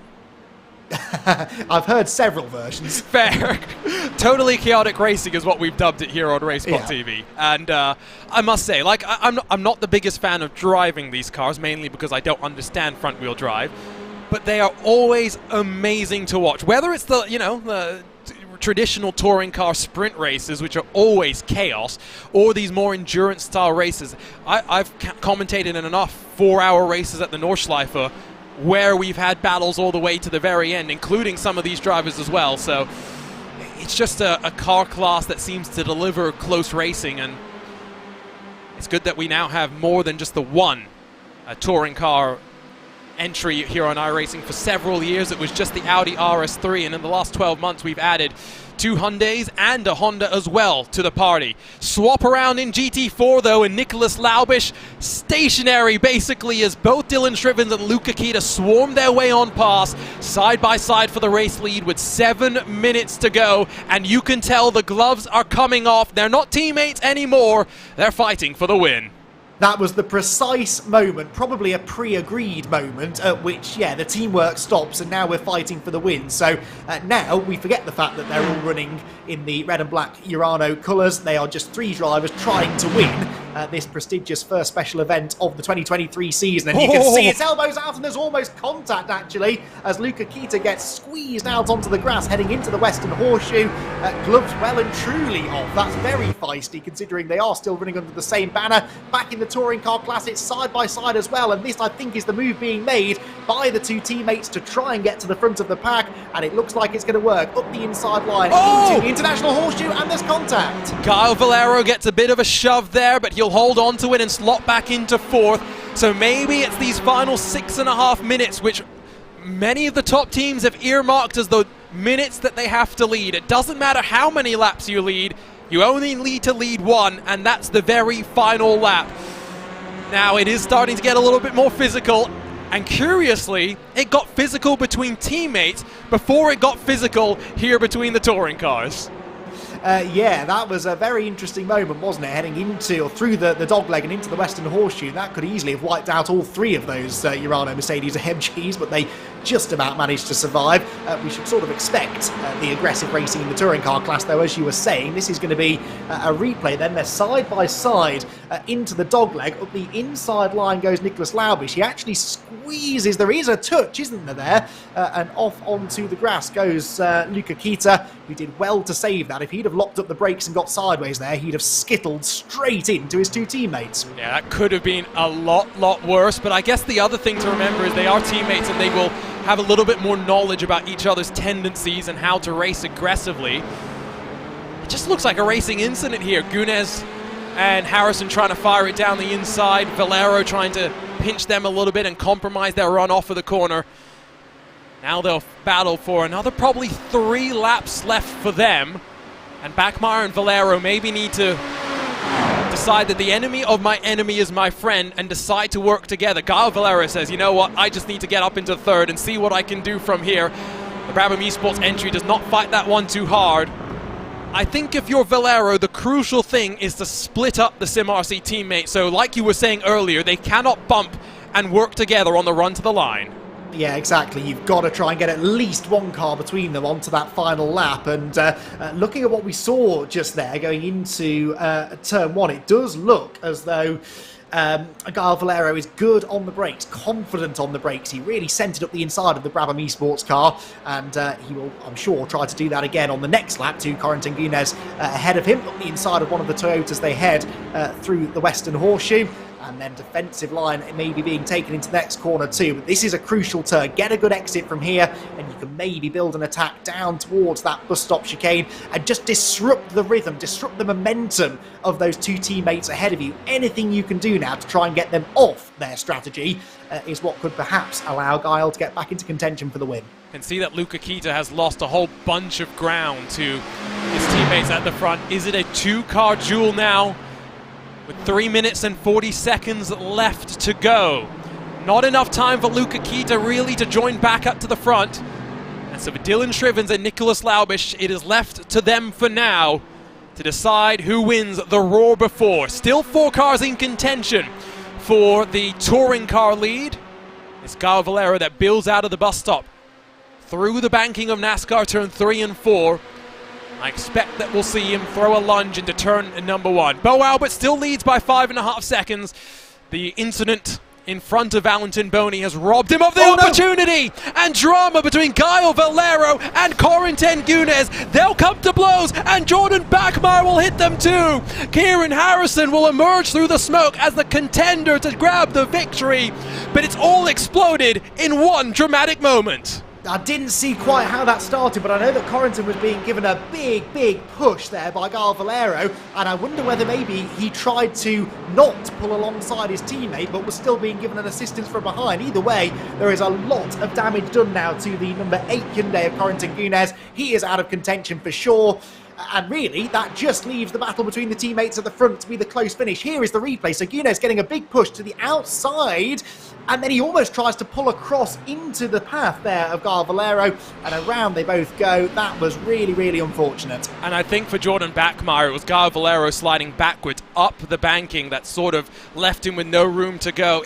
There is a shove from Gunez to Harrison that then sort of pulls him right, but I think Gunez does slide up the track, and you can see Bachmeier does a great job initially of avoiding the stricken Apex Racing Team machine, but then there was no time for him to avoid the SimRC machine. Now, I don't know if we've got one more lap in store or if we're on to the final lap of the race, but it may come down to this final couple of moments for Dylan Shrivens and Nicholas Laubish, the only battle still to watch at the front of the field. Well, this is a nightmare, really. They need to know if they're on the last lap, because I don't think you want to be leading going on to turn 3 of the oval on the final lap, so they'll desperately be trying to work it out. I think they came across the line with just less than 1 minute 50 left, and they're lapping in the 51s. So if it's the final lap, I think Nicholas Laubish is in the perfect position. But if he were to pull out and make a move, only to find that he was then being shown the white flag, that would be a little bit unfortunate. But the drivers, I'm sure, will have a better idea than we do, and Nicholas Laubish, I think, is in the perfect position. But look at the way Luca Kita is closing in. He is back within slipstreaming range as they head back for the banking. So is this the final blast, or is there one more lap still to go? I don't think we're on to the white flag. I think we may get one extra trip around Daytona to sort this out, and it will mean that Luca Kita is just about within touching distance. We may actually be losing some time initially. Side by side we'll go. Dylan Shrivens will cover the inside as Nicholas Laubish tries to send it all the way around the outside. He'll tuck back into line and compromise his teammates' run. Dylan Shrivens super slow, and here comes the charge from Luca Kita. Luca Kita, this has worked out perfectly. To the outside of his two teammates they go. He boxes them in. That means that there's nowhere for Nicholas Laubish to go other than to push Dylan Shrivens through 3 and 4. The traffic needs to get out of the way. They just saw them coming. I think, Arjuna, this is the run to the flag. Surely it is, because down below the double yellows goes Nicholas Laubish. It's the run to the checkered flag, and by the narrowest of margins, Dylan Shrivens will grab the victory in the iRacing Roar. It's 3/1000th of a second that splits him in second spot. A total of 600ths that splits first, through third. It was the run out of the bus stop that we thought lost Dylan Shrivens the race, but with the help from behind, he's able to hold on and grab the victory in what has been a tumultuous 2.4 hours in this 2023 iRacing Roar Before. Luca Kita pulling to the outside line won Scrivens that race because it boxed Laubish in behind him. There was nothing for Nicholas to do but to push Scrivens to the line. And I think that's really what made the difference. But brilliant racing between the three of them. They managed to keep it clean. That was really good fun to watch. And Kieran Harrison will, in less fanfare and with less drama, grab the victory here in the iRacing Roar Before. 12 seconds the margin, but that does not tell the story of this touring car class that had Gal Valero, Corentin Gunes, and Jordan Bachmar all in contention until the very final laps of the race. And delight for Bo Albert, now as an independent driver, back on top here at Daytona, victorious in the GR86 class, the final class in this iRacing Roar Before. Valentin Boney pulls alongside and sends his kudos over to our race-winning driver. I mean, Andy, we can finally take a breath because for 2.5 odd hours, we did not have any shortage of drama. What a way to start off these iRacing special events. We still got 2 more here at Daytona, starting next week with the 24 before we return in February for the 500. Daytona always puts on a show. You'd be forgiven for thinking that was an advert for the Daytona 500, wouldn't you? That finish in the GT4 class. What a fantastic race, and a brilliant performance by Bo Albert as well in the GR86s. Of all of the Toyotas on the grid, he really had the most flawless race, and that is ultimately what got him the victory in the class. But that was just Daytona all over. There was drama, there was unpredictability, there was great racing, close finishes, and that has really whetted the appetite now in the 24 hours. I tell you what, let's go back and see if we can run through the entirety of that final run out of the bus stop. Just look at how Dylan Shrivens got an awful run, and it allowed Luca Kita that opportunity to pop himself out of the draft maybe a little bit earlier than he would have wanted, but he didn't have a choice. And then it was that traffic that I think worried the GT4s for a second until it got out of the way just in the nick of time.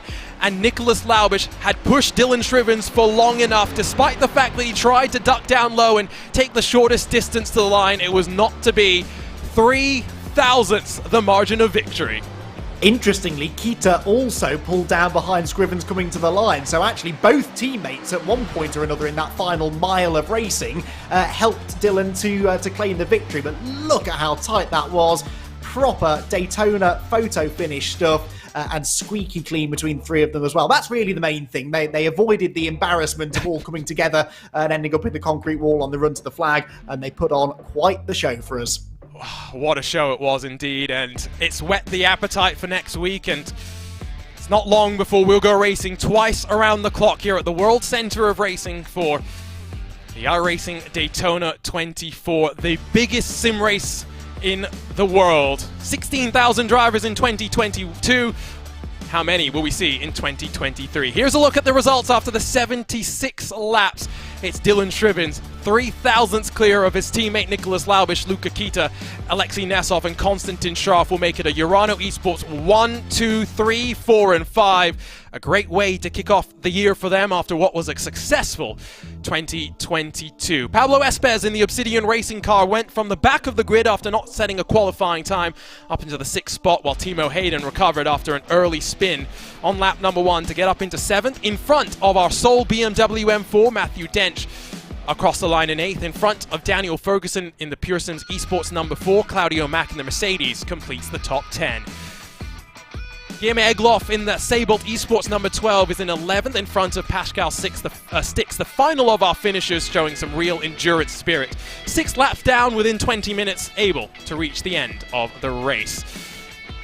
Alvaro Gomez in his Porsche, an unfortunate victim of some miscommunication with the GR86. He finishes 13th after very much putting Porsche in the spotlight here today. Dylan Burris with an incident through the bus stop retires at the end. In front, though, of Owen Carl and Ian Gagnon Renault, the 16 starters that took to the green flag 2.5 odd hours ago. It was expected to be a photo finish. It was not in the touring cars, but it's an unfamiliar name. It's a familiar name, rather, at the front. Kieran Harrison, 11 seconds clear of Gael Valero, taking SimRC back up to the top step here in an iRacing special event. The Apex Racing team went through the wars, but Gael Valero, I think, will be satisfied with a second after the day that he had in front of the full send racing entry of Michael Polishek, who was able to fend off Pearsons and Konstantin Stolzenberg on their drag down to the line. Jordan Bachmeier able to recover to 5th, with Robin Monster, Roberto Ferrari, Brandon Hawking all in front of Corentin Gunes, who limps his SimRC number 8 across the line in 9th. Sam Ward in the Team PGZ number 28 completes the top 10. With Simone Pisoni, Norbert Leitner, George Simmons all left on the lead lap, with Emily Jones, Ishmael Jimenez, Angelo Mikel all scored as one lap down, and of course the disqualification for Pablo Castro after being bullied in the out of turn number 1 and pushed off to the alternate racing lines where you definitely don't want to be. Bo Albert was pushed until the very end, and if not for some traffic, Valentin Boney will have been asking what he could have done to challenge the Australian on his run to the line, but Bo Albert will grab the inaugural victory for this GR86 in this iRacing Roar Before. Wayne Burke makes it a double down under podium for their region in front of Corniche in the number 43, Jason Bentz, David Bohm, Victor Miranda left on the lead lap with Ben Faulkner, Scott Banks and Arthur Camelot through the top 10. And then we get to the graveyard, 7 laps down for 10th and then 50 laps down behind them. Vincent, Sanders, Vigo, Nagy, Harris and Hundell all not making it to the end. Niels van Handel showed so much speed in the early stages, did not end the way that he would have wanted it to. So that's a look top to bottom at your race results. We were hoping to grab some of your drivers for a post-race chat, but it doesn't look as though they are ready and standing by. So instead, let us look forward, because we have got a blockbuster weekend of action coming up. It's the first of the VCO Grand Slams for 2023. It's the iRacing Daytona 24. Physical hardware trophies are on the line for the top split class winners. But of course, it is not just about them, but everyone else. And RaceSpot will have not 1, but 2 splits of coverage. We are delighted to be featuring the second split as well. And Andy, you know what it's like doing 24-hour races. We're going to have 2 of them to cover next weekend. It's going to be a huge, huge weekend in sim racing. The Daytona 24 Hours, always one of my favourite of the big enduros through the season. And having watched the coverage here on RaceSpotTV the last few years, I'm very, very much looking forward to hopefully being part of it this year. It's been a fantastic taster today, I think, for what we're going to see. But obviously completely different classes of car, a really, really high standard of driver. And I'm sure we're going to be kept thoroughly entertained for the full 24 hours. I think that is an understatement. And of course, you can watch it on the VCO Twitch channel and the VCO Command Center as well. We'll give you an interesting little insight and a multi-screen experience that you can very much take control of. I do think we're going to get joined by a handful of the drivers, so I'll give them a couple of moments to swoop on by the commentary booth. Let's talk you through once again the 2023 iRacing special events. We start here in January. We won't finish up before we land up inside the Tulsa Expo Center for the Chili Bowl, breaking out those dirt midgets for what is always a thrilling hour of action. But the beauty is very much in all the different things, Andy, that we get to do. We get to do these endurance races, solo and teams. We'll get to break out the legendary Audi GTO car and the Nissan GTP car, I think it's what it's called, the legendary IMSA machines. We'll go oval racing, dirt oval racing, break out the jumpy trucks at Crandon as well. You can do whatever you want across the iRacing special events. It goes back to what I said a couple of hours ago. It's why iRacing really is the best simulator out there, because as a kid, I dreamt of having a video game where I could jump from racing a NASCAR 1 minute to a rally car the next, to a single seater the next, and maybe even throw some GT cars in there as well. iRacing allows you to do that, and through these really prestigious special events, you can have a go at all of them. And there are so many drivers on the iRacing platform who do excel at multiple different disciplines, and this is why, because they've got plenty of opportunities even beyond these special events to dip their toe in the water, see what they like, and have a little bit of fun. So yeah, plenty of highlights. I'm particularly looking forward to the Daytona 500 in mid-February. Going to be having my second attempt at getting to the finish of that one. But there's so much to choose from. It's what makes iRacing such a special place to be. Well, let's grab our race winner for a chat because Dylan Shrivens is standing by after what was a dominant effort for the Team Urano Esports crew. Dylan, 1, 2, 3, 4, and 5, victorious by 0.003 of a second. How do you sum up the iRacing Roar Before? A lot of draft and a lot of fuel saving, and yeah. So very similar sort of a race, I'm sure, in some ways when it comes to fuel mileage and thinking about that to next week, but solo car effort this time, all by yourself. When was that point of no return where you and the team had said, okay, you know what, once we hit this mark, we're not teammates anymore, we're fighting for the win? Probably the last couple of laps or so, or maybe the last stint. Before then we were just trying to lock out the top 5 because we knew we could do it, we knew we had the car and the fuel mileage to be able to do it. And then after that, we were just like, hey, let's just have some fun and see who comes out on top. In terms of that final blast out of the bus stop, were you getting a little bit worried after you had a pretty poor exit and Luca Kita started to power around the outside?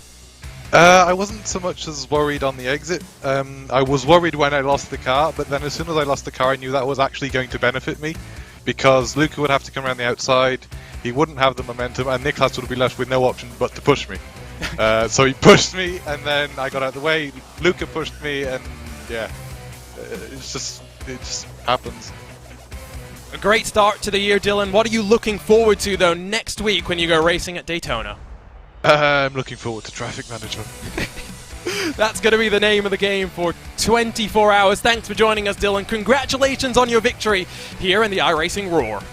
Thank you, Adrian. Dylan Shrivens stops by the RaceSpotTV commentary booth. Now let's head over to a man that had a rather lonely second part of the race. Bo Albert standing by on top in some new colors. Bo, how much fun was it to be back out on Daytona in a brand new car?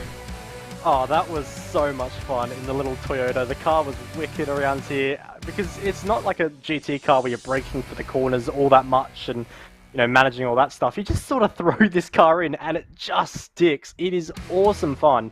And I mean, hey, free content. Can't complain, can I? I mean, I do have to ask, what does 2023 hold in store for you, Bo? You announced on social media, no longer part of Altus Esports. It started off quite well as a privateer driver. Yeah, it's not gone too bad, has it? Maybe I should have done this sooner. No.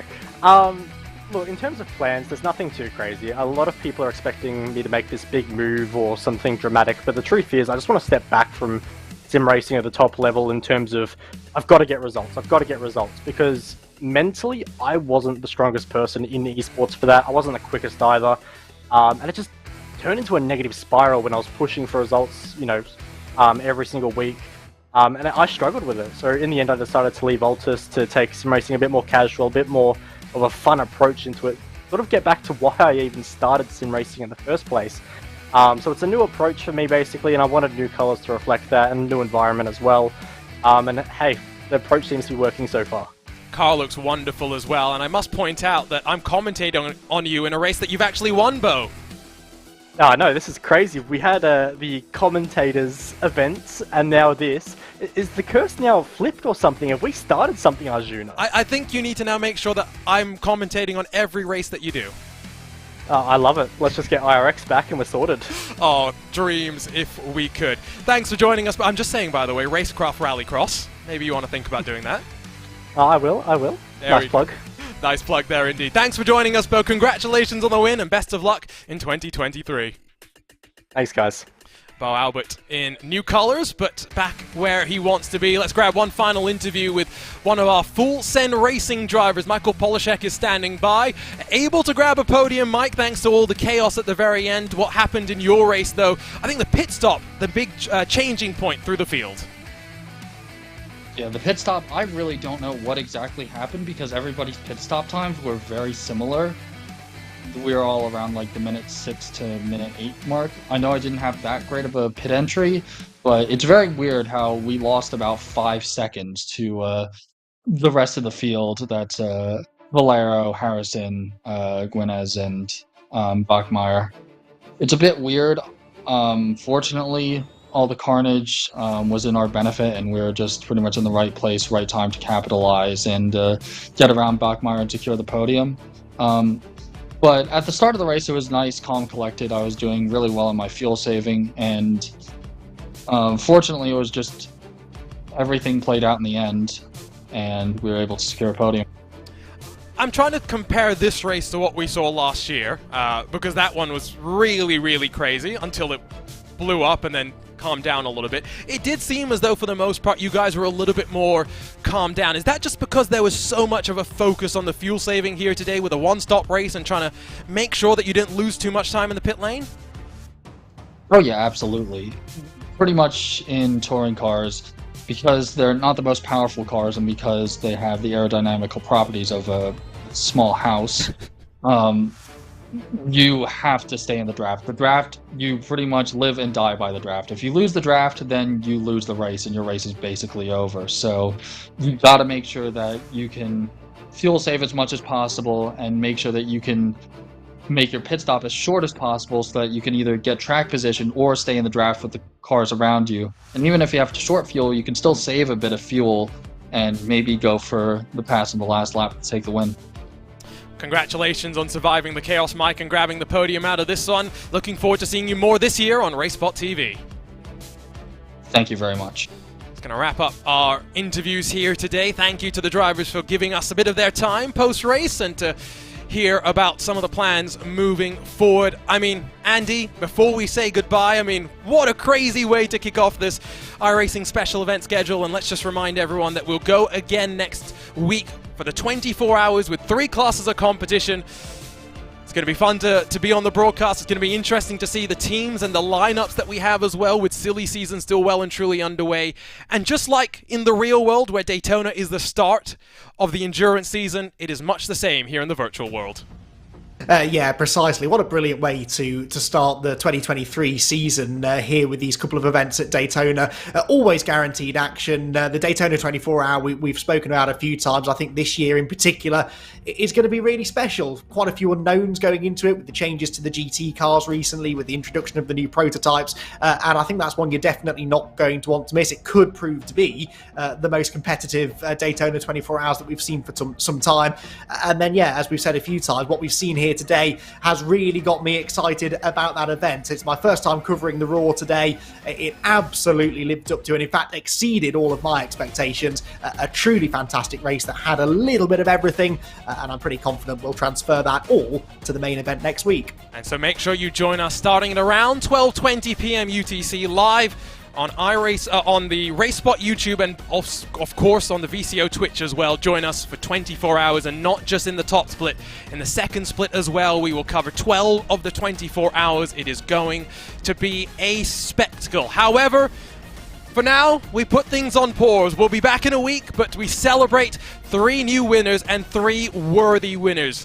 The iRacing special events are back, and it's a journey that will stay here live on RaceSpot all the way through December, traveling around the world and diving into the different disciplines of motorsports. What a way to kick it off with this iRacing Roar, and let's not forget, it's only going to get bigger and better from here. For now, though, it's time to bid you farewell. On behalf of the team at RaceSpotTV, my name is Arjuna Kankipati. Alongside with me for the last 2.5 odd hours, Andy McEwen joins us in the RaceSpot commentary booth, and we'll have a blockbuster crew on hand for you next week to talk you through all of the action. For now, though, it's Dylan Shrivens, it's Kieran Harrison, it's Bo Albert on top from the World Center of Racing. The iRacing Roar is in the past. It's full focus on the iRacing Daytona 24. We'll see you next week. For now, so long and goodbye.